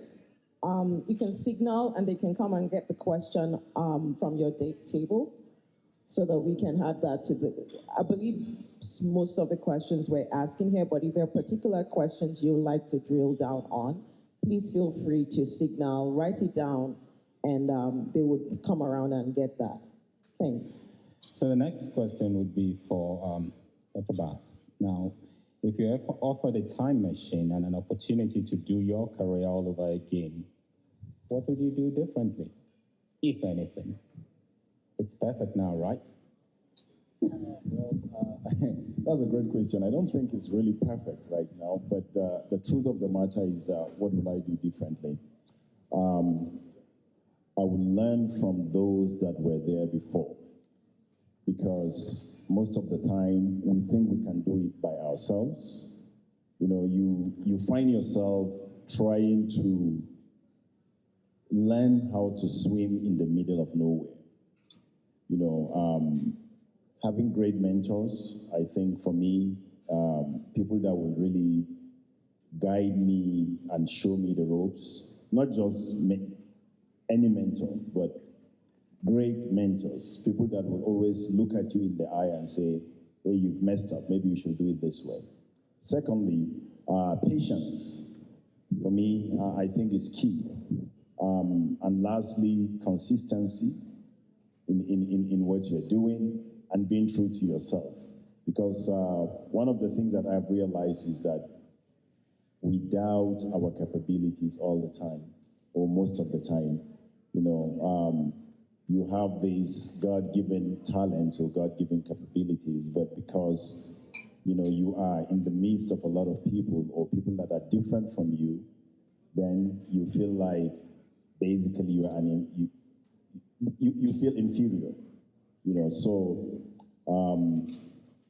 I'll do things differently, you know, but patience, consistency, and learning from those that were there before. Thank you so much, Dr. Barth. Someone said a while back that experience is not the best teacher. It's only the best teacher for a fool who doesn't want to learn at the feet of a mentor. And so having a mentor is great, and it helps you. Why make a mistake that someone else already did? You can just take a cue from that. So thanks for sharing that experience. Councillor Banjoko, the next question is for you. And basically, we would like to understand, what are some of the challenges that you faced or you're facing, especially as the first female politician in Fort McMurray? And how have you been able to overcome those challenges? Thank you. So our challenges, generally, to make it general now, some of the things that are common to us are things like our accent. And I always say our accent could also be our asset. Depends on how you take it. So when people tell me they can't hear me the first time, they give me the opportunity to polish the statements and repackage myself. So that sometimes happens. Repackage, at least you didn't hear me the first time, so I can say anything I like the second time. So that's one. Yeah. So that could be challenging, because sometimes I remember some places we go and talk and some would say they can't even, you know, they tried not to understand, or maybe they didn't. So things like that. But apart from that, we sometimes, all odds were almost against me. We don't do politics. We don't vote. I'm saying this here now so that we hear it. My folks don't vote. So even when they told me they love me so much, they want me to win, but they don't vote. So that's one of the challenges that I faced running the race. That's there. And there are some people that don't even believe I could win. So they didn't want to waste their time and things like that. But other than that, even when one has won already, the father, of course, just like you said, the 419 is there haunting you. So if my colleagues are doing, even you want to expense your expenses and things like that, I'll be the last to ask. I don't want to ask questions because I already know I'm Nigerian and I'm black and everything. So I know that. But what do we do with all that? One of the things that I know never fails is excellence. We have to do more. Okay, if that's a challenge, then we face it and do more. We have to know our stuff, like they say in this part of the world. So I do my research. Even if I'm going to make a very common point, I read about it, I research it, I check it. I have statistics don't lie. So the challenges are there. Being black, sometimes you are speaking and everybody is looking like they don't understand you. But when you make strong points, you back it up with figures, and they know that she knows her stuff. They listen. Thank you. Thank you very much. Before we ask the next question, do we have questions from the audience? Okay, we do. That was very good. You talked about your accent. The truth is, we all have accents. If a British comes in here, even without seeing their face and they speak, you would know that is a British person. Same with Americans or anywhere you are. So thanks for letting us know that you need to be comfortable in your skin. And she also said something about researching, which goes back to what Dr. Obi talked about, competence, making evidence-based decisions. Thank you very much, ma'am. Again, we're just resonating the 3 C's here. Thank you very much. My colleague is going to ask the next question to Mr. Charles Osuji. So, Charles, this question is from the audience, and what he or she is looking for some more details of the other communities you joined or were part of as you built your network. Thank you. That's a very good question. Coming here, you are professionally naked in terms of network. You would pretty much have to start all over to build a network. I'm an advocate for being a local superstar before an international superstar. In other words, start with your immediate community. Give to that community, integrate yourself. The connections that I made that got me to where I am today started from this room, a few people in this room. I've heard some school of thought say, I've left Nigeria, I don't want to be part of Nigeria here. Good luck with that. I can tell you that it's easy to connect with someone that shares the same history with you, someone that shares the same value with you, and you build on that foundation and go beyond that. So my first few years here, I was quite involved with the community. I've always been involved with NIDOA. I mean, you never get it better in terms of having a room full of excellence. This is it. So I'm an advocate for starting with your immediate community and then you progress from there. The returns are, a lot. I've gained a lot from my community, especially credibility and legitimacy. Even if people want to hear people outside of our race don't understand us, we understand ourselves, we promote ourselves, and when they see that we are being promoted, then they chip in and they chime in. So it cannot be underemphasized. Thank you. Thanks, Charles. So you left Nigeria, but Nigeria did not leave you. But now, the next question would be for Bart.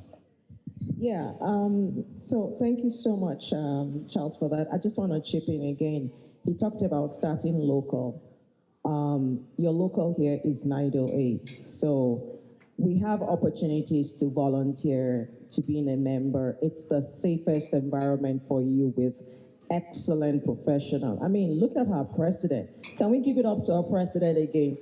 I mean, they've been able to pull this together despite COVID. So if you want to start in a safe environment, I strongly recommend that you consider joining NIDOA.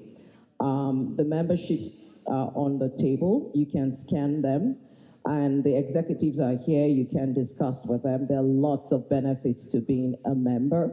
So take a cue from Charles Osuji and be the next CEO of Calgary. We'll be rooting for you. The next question goes to Dr. Berth. And basically, I just want to ask you a question about when you talk about social entrepreneurship and meeting the needs of the society, how have you been able to, funding is very critical for entrepreneurship. And so how have you been able to go from idea to execution to delivering value? Yeah, of course, funding is one of the biggest challenges, you know. But let me just give you an example of what we did in Columbus, Ohio, where I reside.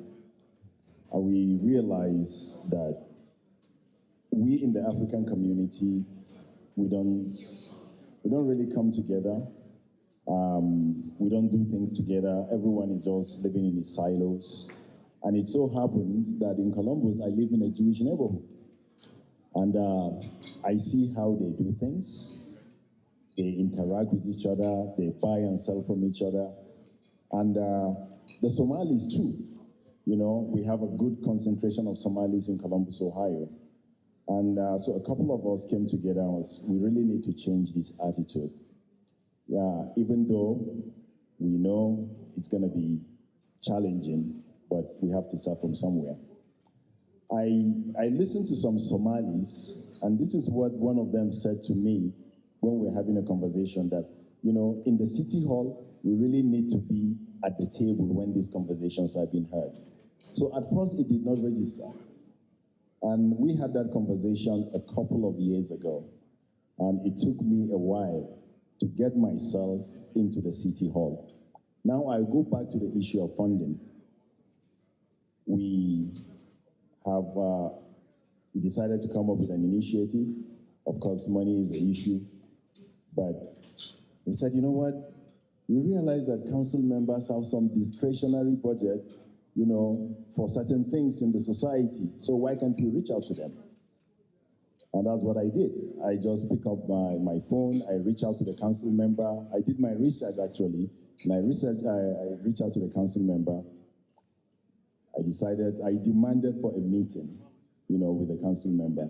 So actually, we had a meeting just last Thursday, and when we told her about our thing, the things that we're trying to do, and she gave us, you know, background about ourselves. And I just told her, I said, council member, I have to be straight up with you. This is what we're doing, and we need money. I don't know if you're going to be able to help us. And guess what? She said, yeah, of course. We have some funding, we have some money, that they have budget for so things. So all we need to do is, we're going to send you a form to. So for me, I think sometimes you have to ask. You know, you have to know what you are looking for. And secondly, you have to do your research.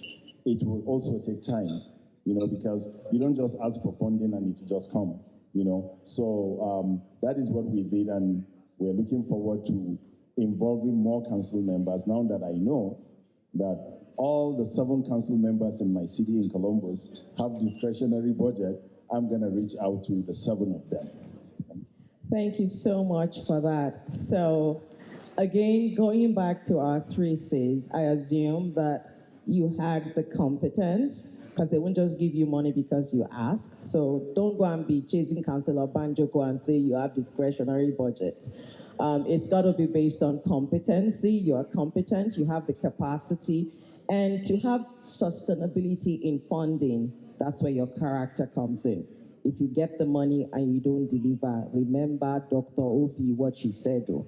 the character has to be sustained. It's not a flash in the pan. So thank you so much for sharing that. Yeah.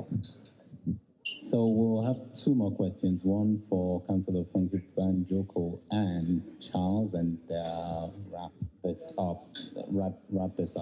Now, for Councillor Banjoko, I should warn you, this is a heavy one, and you might want to think through it. You also have to promise me that there will be no curse words in your response. Now, it comes from the audience. As a councillor in Fort McMurray, what advice would you give to politicians in our country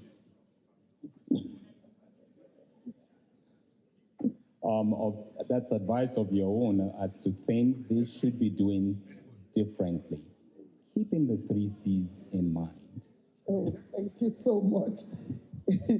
Actually, a round of applause for that. The person who wrote that question.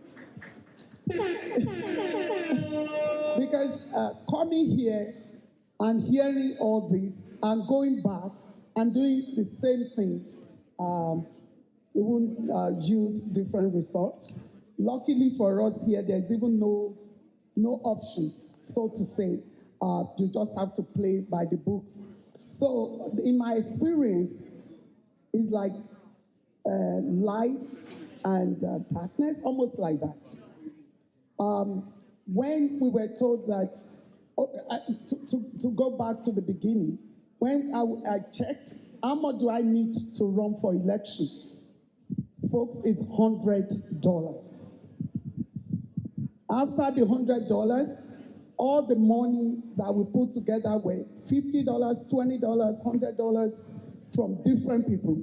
Some people actually ran after me and gave me $20, which I truly appreciate. So that's where I think our problem starts from. Going back to Dr. Obi's lecture that will resonate for as long as we all live. When I heard that it starts with $100, you don't have to be a millionaire, you don't have to know somebody, somebody doesn't have to know you, be a citizen, be 18 years of age, and of course be straight with your tax, no debt, and all those regular things that you ought to be anyway, and then you can run. That's the first thing we need to start looking at to do differently. When people are putting $100 million down to be on the ballot, my profession is supply chain management. You have to get your $100 million back before you give back to anybody else. So you saw, that's actually maybe the basic, $100 million for the ballot, all the people that put, so we have a long way to go. We need to change the way we play the game. We need to change the cost of it. And God help us, we need to change the entire narrative. Over here, you can't even ask somebody, please vote for me and take $1. You might be going to jail. So many things. You can't, the rules are clear. You don't do it whether you are mayor's daughter or whatever you are, through those cousins, doesn't matter, you are heading to jail. So there has to be consequences for bad behavior, not rewarding the negative behavior. So God will help us. It's a long I don't think we can finish that tonight, but we need to change it. When you look at somebody who is not standing straight and is carrying a load, and you say, why is it bent? If he has K legs or if one leg is not standing straight, the load is got to be bent. So our load is completely bent right now. Only God will help us. And there is still hope. Listening to Dr. Obi and raising some new giants, and of course our children. Some of our children can't even survive to live in Lagos for a week. They don't really know what it takes. God will help us. It's a long, long thing. And that's where we always end it. May God help us in Jesus' name. Okay. Thanks for sharing that, Councillor Banjoko. What to you? Yeah, is that okay? Okay, we're almost wrapping up here. So for Mr. Charles, this is a question from the audience. Living, learning, and working as a minority in a predominantly white industry, and this person puts in bracket construction, can be very difficult to navigate. What tips do you have to deal with the social and cultural tensions that exist in workplace? That's a very good question. First of all, there's what they call cultural education. Some people, when they come here, they don't want to be culturally educated as to how things are done. And then when adverse consequences befall them, they blame the color of their skin or where they come from. You work in a workplace during lunch, you're all by yourself, you're not commingling with people. You're invited for a drink outside of work, you reject it. In those meetings, that's where your fate is decided. At the very least, at the end of the day, if there is a need to reduce the workload, then the question is, who do we like and who don't we like? So cultural education is important, integration is important, and having mentors or people that can vouch for you in your absence is important. On a day-to-day basis, decisions are made about our fate. We want to make sure that the people making those decisions can speak highly of you. And the more of those people that you have, the more chances of you surviving. Thank you. Thank you so much, Mr. Charles, for that. So, in essence, go for that coffee meeting. No? Okay. Tim Hortons is cheaper than Starbucks, just so you know. Okay, we had a question show up for Dr. Obi, and does she have a mic? And I'll read it to you, ma'am. The mindset of most Nigerians is that if you can't beat them, you join them. This appears to be foiling the corruption in Nigeria. How can we achieve a shift in this kind of mindset? And after that, we'll let you go and we'll wrap this up. I think it's back to how I ended, where I said that ultimately there's a personal choice to be made. You would, of course, address systematically when you produce a segment of leadership that are prepared to lead the rest of society toward a reorientation.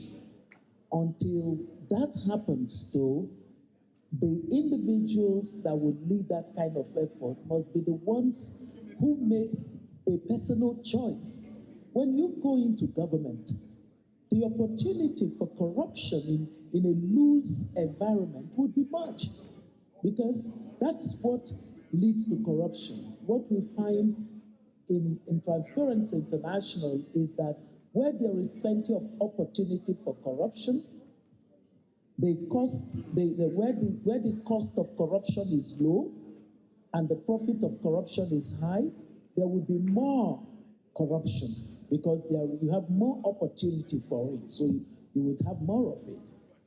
However, people go into the same system and they make a personal choice that there are certain things in life that are more important than having ill-gotten wealth. I mean, our sister just said, in Jesus' name I pray, right? Jesus' name and corruption, how do they go together?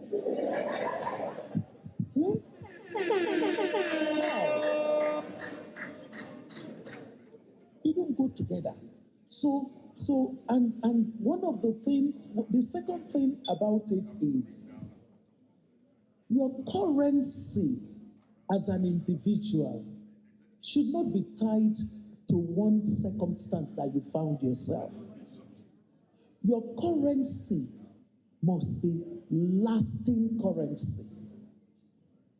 Because when you decide that that moment that you found yourself in government is your opportunity to become wealthy, the truth is that if you follow the Bible, it says that those kinds of riches quickly grow wings and fly away. Now, when that has happened, the next time we see you, you look like a ghost. Because that's the only circumstance you could thrive in. And you've already blemished yourself in corruption. So that is going to have consequence for your currency. My father always said that we must build a currency that is always valuable. And he said that character is the currency of all times. Because season, out of season, character has currency and is across borders. What is acceptable in Africa, you can't carry it and be rewarded outside of Africa.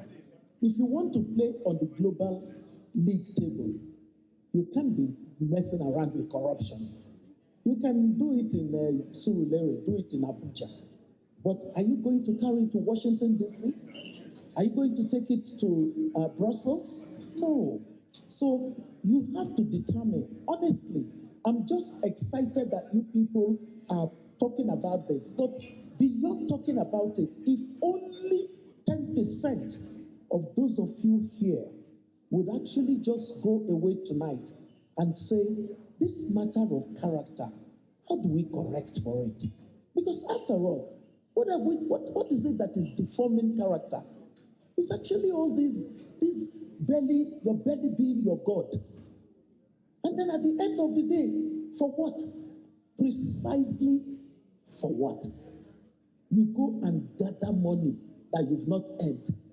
And then, so you walk gold into this meeting tonight. So we finish seeing you and your gold.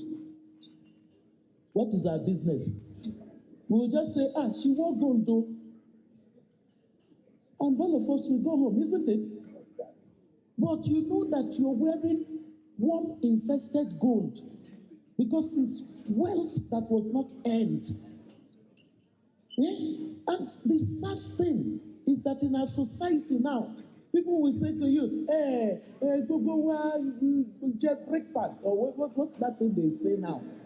You know, almost like everybody is everybody, nobody holy pass.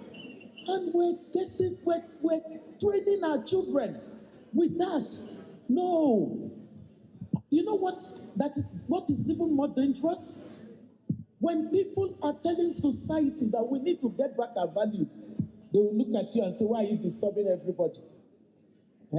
Hypocrite. Why are you talking about holy? Please, is it only... Don't listen to them.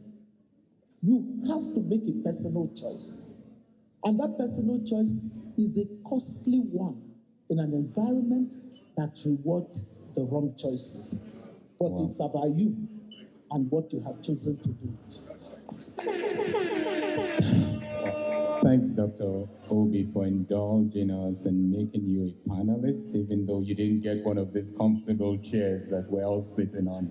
I did promise that we'll be wrapping this up pretty quickly. We are the only thing standing between you and the dance floor, I believe. We'll look to see if there are any closing comments, and I'll allow my esteemed colleague here and all that. Yeah, thanks everyone. So we're just going to wrap up. I'm just going to pass the mic to our panelists. If you can just give us your closing comments, and then we'll wrap up. Yeah, it's been fantastically great to be here today, and I really enjoyed everything that has been said. Especially, it's my first time being in the same room with Dr. Obi, even though I've seen you all over the internet, but today you have awakened that energy, that passion in me to go and be the change I really want to see. Thank you so much.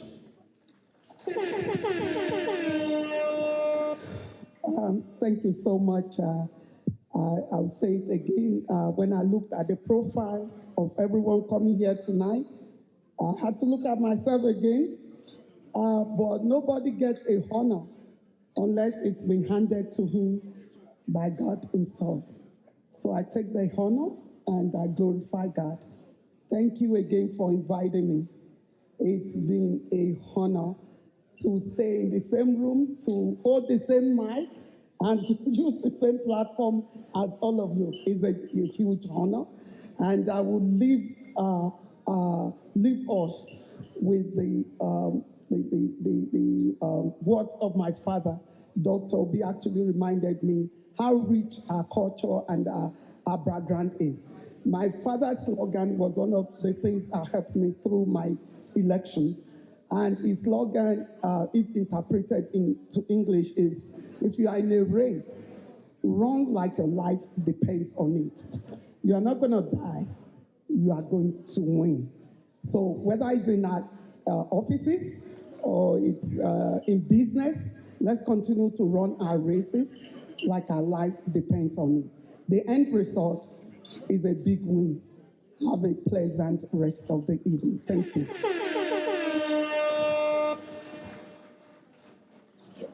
It's an honor to be here. If you're tired of seeking invitation to the table, consider building your own table. And once you build your own table, make sure that you keep the door open and make sure that you carry others along. And I say this for entrepreneurs in the room. Make sure that success to you is defined by how many people you help and how many doors you've left open for people. Thank you. Thank you very much. We appreciate your time and we hope your journey back is not as dramatic as your journey here. Yeah, ladies and gentlemen, can we give our panelists a round of applause? Thank you so much for coming.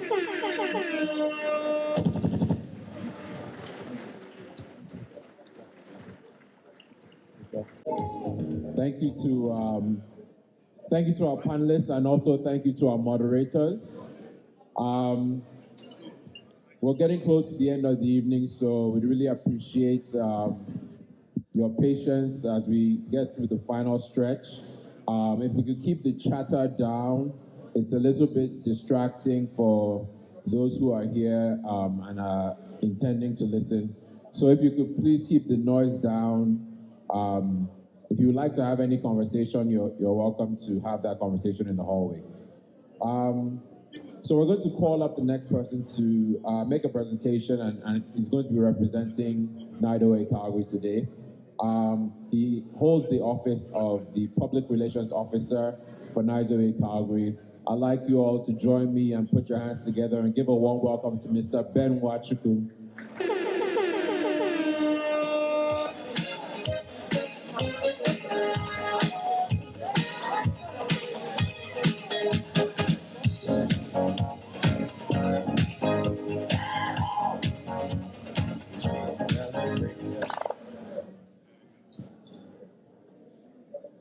Thanks, Kume.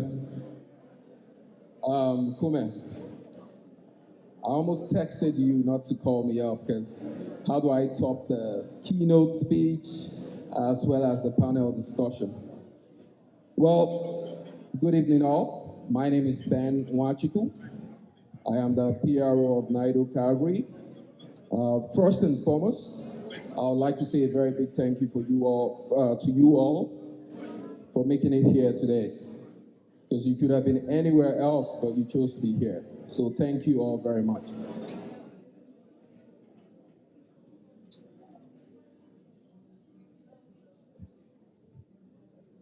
I would like for us to give a very resounding round of applause to Dr. Obi Ezekwesili.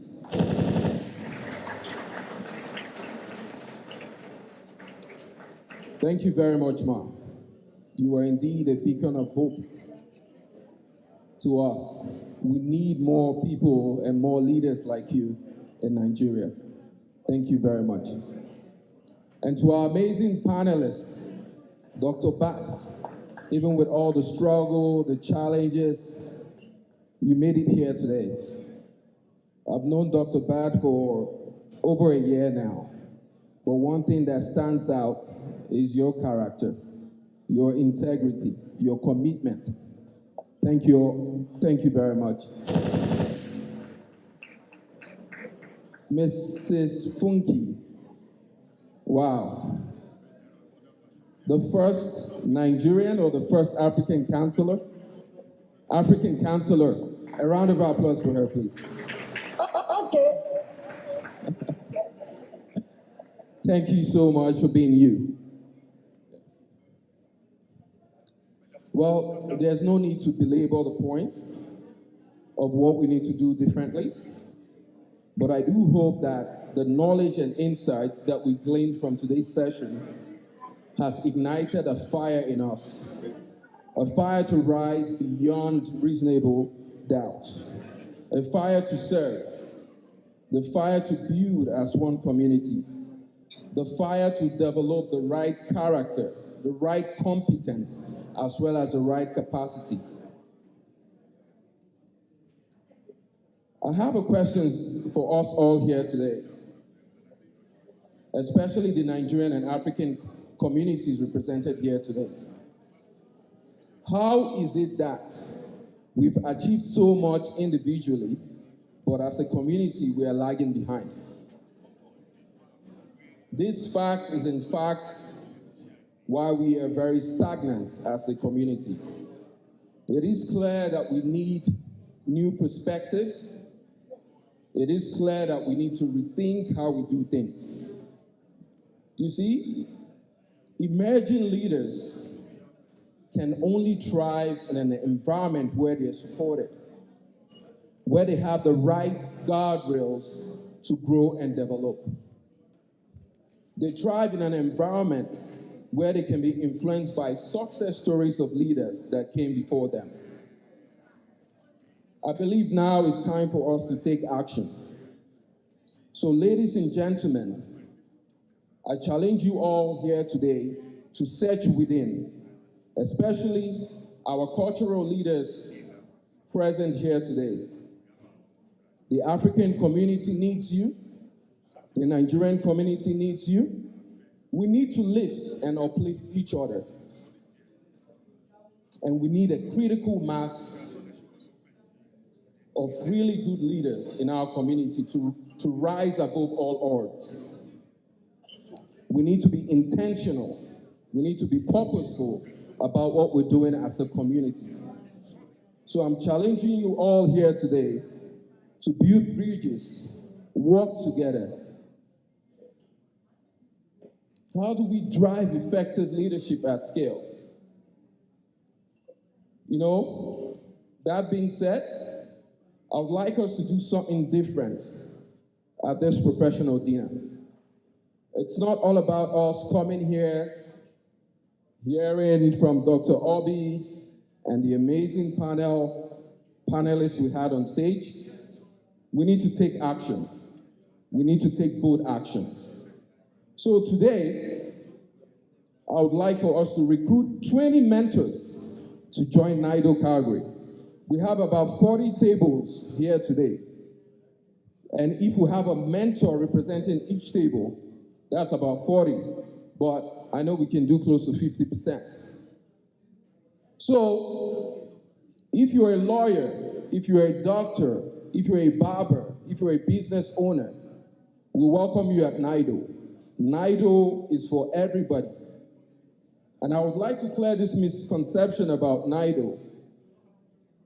I often hear that NIDOA is an organization where only people that work downtown are members of NIDOA.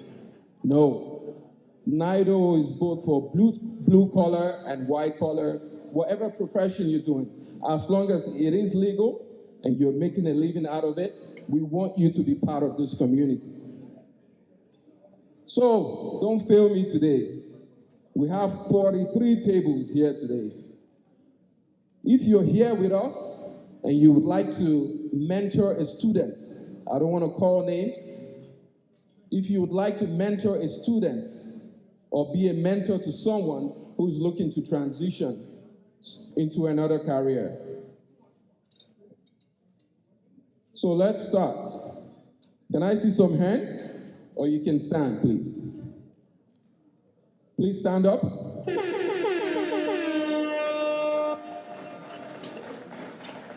Please stand.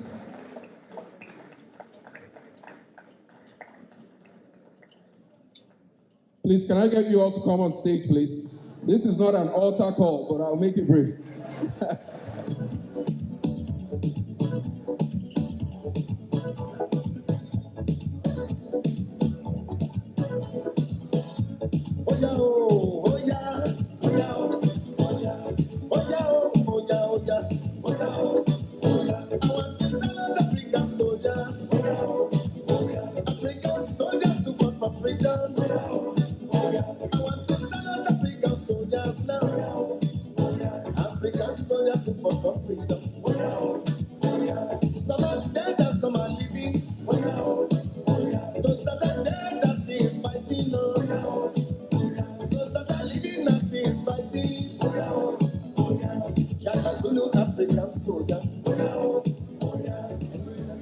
Thank you all very much. How many do we have? Wow, we need more women on stage, please. My aunties and my sisters, don't fail me. Okay. All right, we have 1, 2, 3, 4, 5, 6, 7, 8, 9. Okay. 10, 11, 12, 13.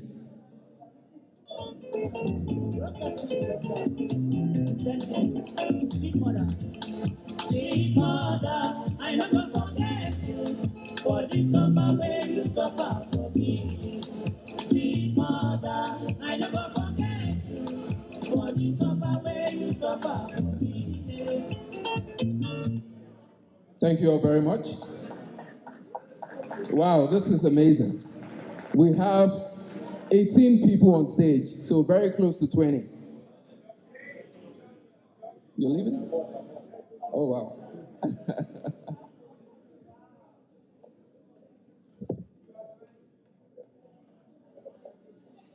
Wow, we have more than 20, more than 50%. So for the sake of time, this is truly amazing. You know, because I don't want us to just talk. We have to be action-oriented, and we have to be result-oriented. And what I'm seeing in front of me are very capable people, you know, very capable people to help with rising emergent leaders in our community. So what we're going to do now, we're going to sign. If you're already a member, good. And if you're not a member, all we need from you is to scan the membership code on the table, and we'll get your information. As a PRO officer, I'll be reaching out, but I have my buddy there, Greg. Please take the list of names. Please, please, please. What we're doing right now, we're establishing a social contract to help with building emerging leaders in our community. We have students at the U of A, students at the U of C, Mount Royal, looking for mentors. And if you haven't made up your mind and you would like to sign up later, I'm here for you. My number is 403-606-8033. I'm the PRO of NIDOA Calgary, and we need to make a difference. So please join me in giving everyone here a big round of applause. Thank you.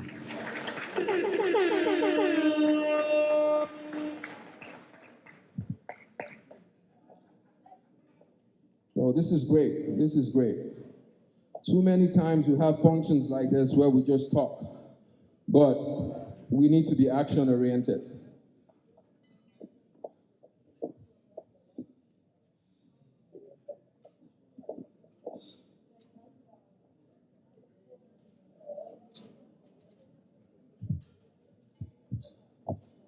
I'm sure around this time next year we'll have another professional dinner.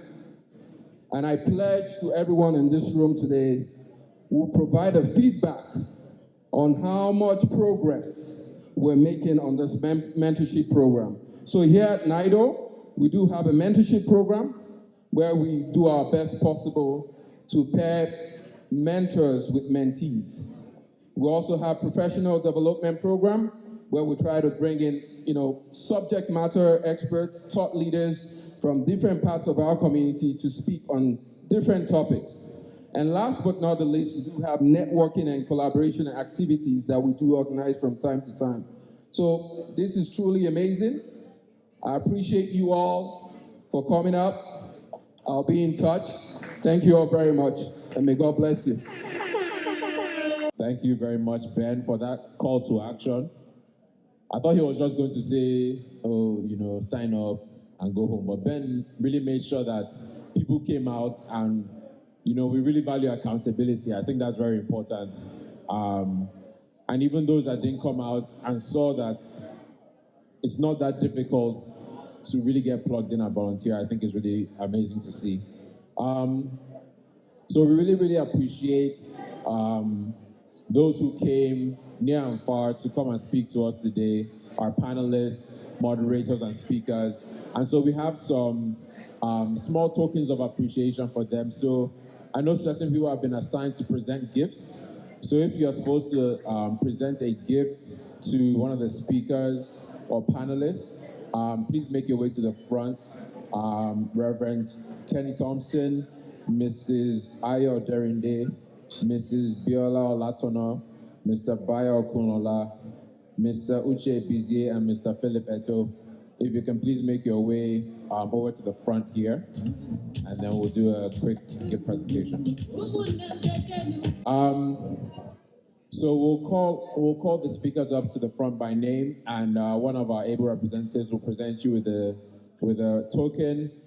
Photographer will take a quick snap, and then we can proceed. So I'd like to call up to the stage Councillor Banjoko. Let's give her a round of applause as she makes her way forward.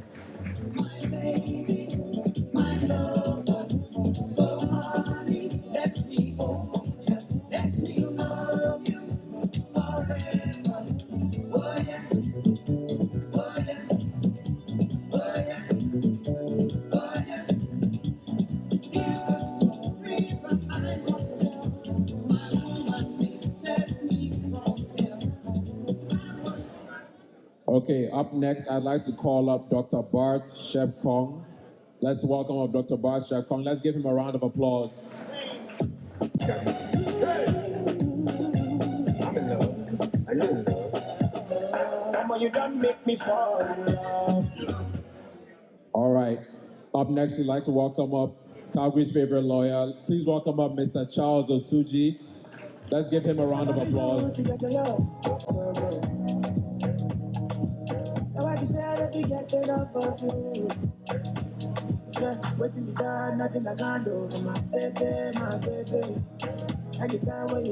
All right, up next, I'd like to welcome up our moderator in pink. Let's make some noise for Mrs. Ola Ifidon.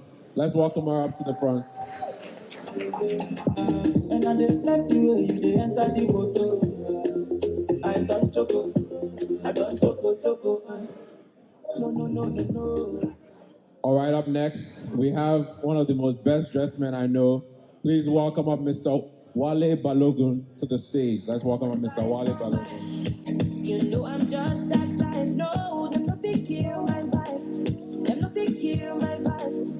Them no fit kill. Them no fit kill my wise man. Follow the star. And I think that's everyone, right? No, what? We're still missing someone? Okay, I think none of us will forget the day we saw her speak. Please let's welcome up Dr. Eze Kwesili to the front.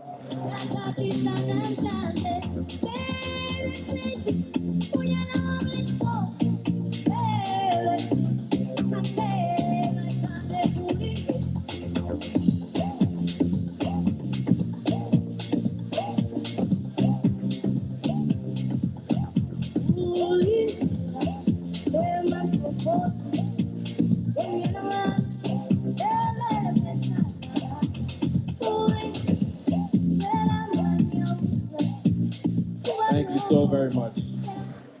Thank you all so very much for coming to speak to us, impart some wise words to us, and give us a challenge for the days, weeks, months, and years to come. So we're almost at the end. At this point, I'd like to welcome up the money man, previously the money man, now the vice president of this organization. Please put your hands together and let's warmly welcome up Dr. Bola Kasumu. Let's give him a round of applause.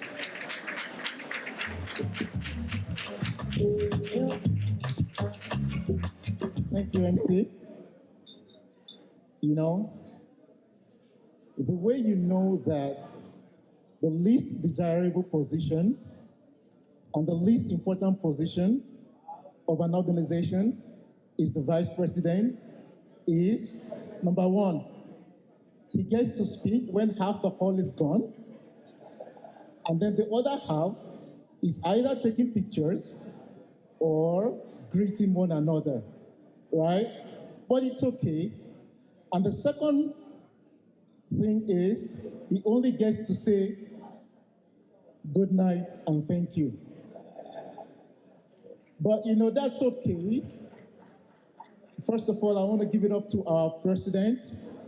She's the first female vice president of NIDOA. Please give it up to her. As a member of the planning committee of this event, working with her, I know how much of the heavy lifting she did, personally. And you know, I tease her when I call her Madam President. I tell her, you know, you've done something Hillary Clinton couldn't do. Hillary Clinton was only able to put 66 million cracks in the ceiling, but you have been able to shatter the ceiling. Please give it up for her.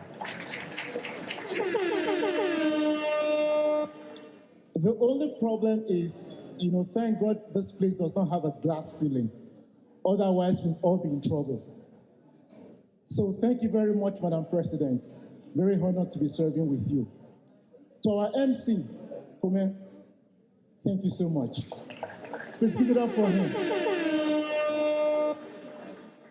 You know, he cracked quite a number of jokes. Some of us laughed. Some of us, we may not get the jokes until tomorrow, so we will laugh tomorrow. Some of us, it may take us 2 days to laugh. It's okay. But if after 1 week you have still not laughed, please see your doctor. Please. To our DJ, he's the only one. He's the only one that still has some work to do. Because I know that some people cannot wait, you know, to get, you know, to the center stage. But you know, I have to remind him, his work is not done yet. You have to make sure you're not only, you know, making people enjoy themselves, you also have to make sure that they're not doing what they're not supposed to do. As soon as you find somebody doing what they're not supposed to do on the dance floor, stop the music. Why? Because we almost forgot to get insurance. And, you know, we don't want to be in trouble. So thank you to the DJ. Please give it up for him. To our student volunteers, you know, we couldn't have done this without them. You know, please give it up for Ola, the leader of the student volunteers, please. Thank you so much. Thank you so much to the student volunteers and to all the other volunteers as well. We really appreciate everything you've done. To all the members of the planning committee, starting with Mr. Okunlola and Dr. Gudike, and all the members, including myself, that, you know, made this happen by the special grace of God. Thank you very much. We really, really appreciate everything you've done. To our photographer, our videographer, you know, everybody that has made this happen, we really, really appreciate everything you've done. This couldn't have been a success without you. And coming to our speakers, I'd like to start with, you know, the 3 representatives of the High Commission that flew in from Ottawa to represent the Nigerian High Commissioner. Thank you very much. I want to make sure that I call the names. Mr. Donald Ebufor, Mrs. Rima Olayemi, Mr. Ron Nzewuji. Thank you so much. To our panelists, the three panelists, we all heard what Dr. Bath Shepkong had to go through to be here with us today. We really appreciate all your efforts. And thank you very much for that, Mr. Charles Osuji, Calgary's favorite lawyer, and Councillor Funke Banjoko, our own one and only councillor from Fort McMurray. Thank you so much for gracing us with your presence tonight. I wouldn't forget Mrs. Susie Adeniyi, who represented Minister Casey Madu. Thank you very much for coming. We enjoyed being with you tonight. And finally, last but not the least, even though Ambassador Chihombori Kwao could not be with us today, we do appreciate the fact that she was actually the one that offered to record a video that we played today. So we do really appreciate her even in her absence. And we hope that sometime in the future, when we invite her back, she will be able to join us in person and we can learn from her. And finally, without much ado, we all know, right? It was a blast. And hopefully everybody got something. Everybody got something, at least one thing. As Ben said, one or two or three things that we can actually take action on so that we wouldn't have just spent all the hours. We wouldn't have just dressed up for nothing and be here all of these hours. Something that we can all act on from the fabulous speech of Dr. Obi Ezekwesili. And we thank her so much, and also her husband as well, Pastor Ezekwesili, for coming, to grace this occasion. Hopefully we can all take something, even if it's one thing that we can take action on, from here. And remember that we got this from NIDOA. I don't know how many people, have gone to a Nigerian event that actually started on time. How many people? Yeah, that's what I thought. Nobody, except it was a NIDO event. And that's who we are. Please give it up for NIDO. Please give it up for NIDO. Our 6 o'clock is actually 6 o'clock. It's not 6 plus X, where X is an integer from 0 to infinity. It's actually 6 o'clock. So we want you, we invite you. That's who we are. Networking, mentorship. You see how many people volunteered tonight? That's who we are. Every other month, we hold our meetings, and there is always a professional talk, from everything, all diverse topics, from career to nutrition to health to, changing careers, all of those things, networking. That's who we are, professionals. And when we say professionals, like the PRO said, it's not only those who work in downtown. If you're a hairdresser, you're part of NIDO. If you're an Uber driver, you're part of NIDO. If you're a doctor, you're part of NIDO. If you're a lawyer, you're part of NIDO. If you're a makeup artist, you're part of NIDO. Please give it up for NIDO.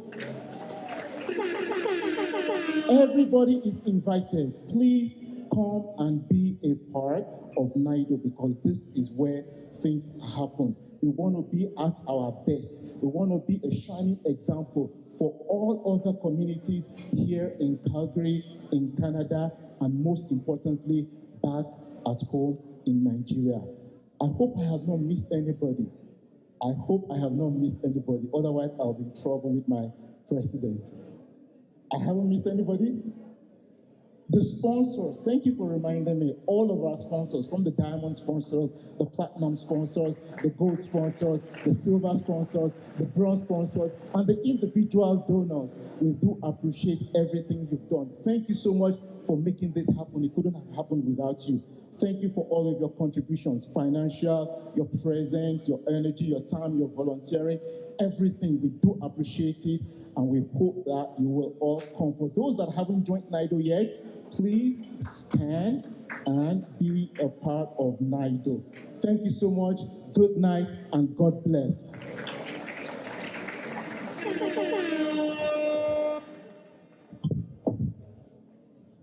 Thank you very, very much. He's already said all the thank yous, so I know it's time for the last item of the day. I just want to remind you before we get into that, like you said, there are QR codes on your table for membership, but also importantly, there are QR codes on your table for feedback. There's also a paper hard copy for those of you who don't want to enter the technology world. We won't blame you. There's a hard copy for you on your table as well, so that you can provide feedback to the organization and let us know how it went, areas for improvement, so that next year we can come back better and stronger and deliver another amazing professional dinner. So thank you all so much for coming. My name is Komeyato. I've been your MC tonight. The floor is open for you to dance, dance, dance. DJ Fred, take it away. Don't sleep, wake up.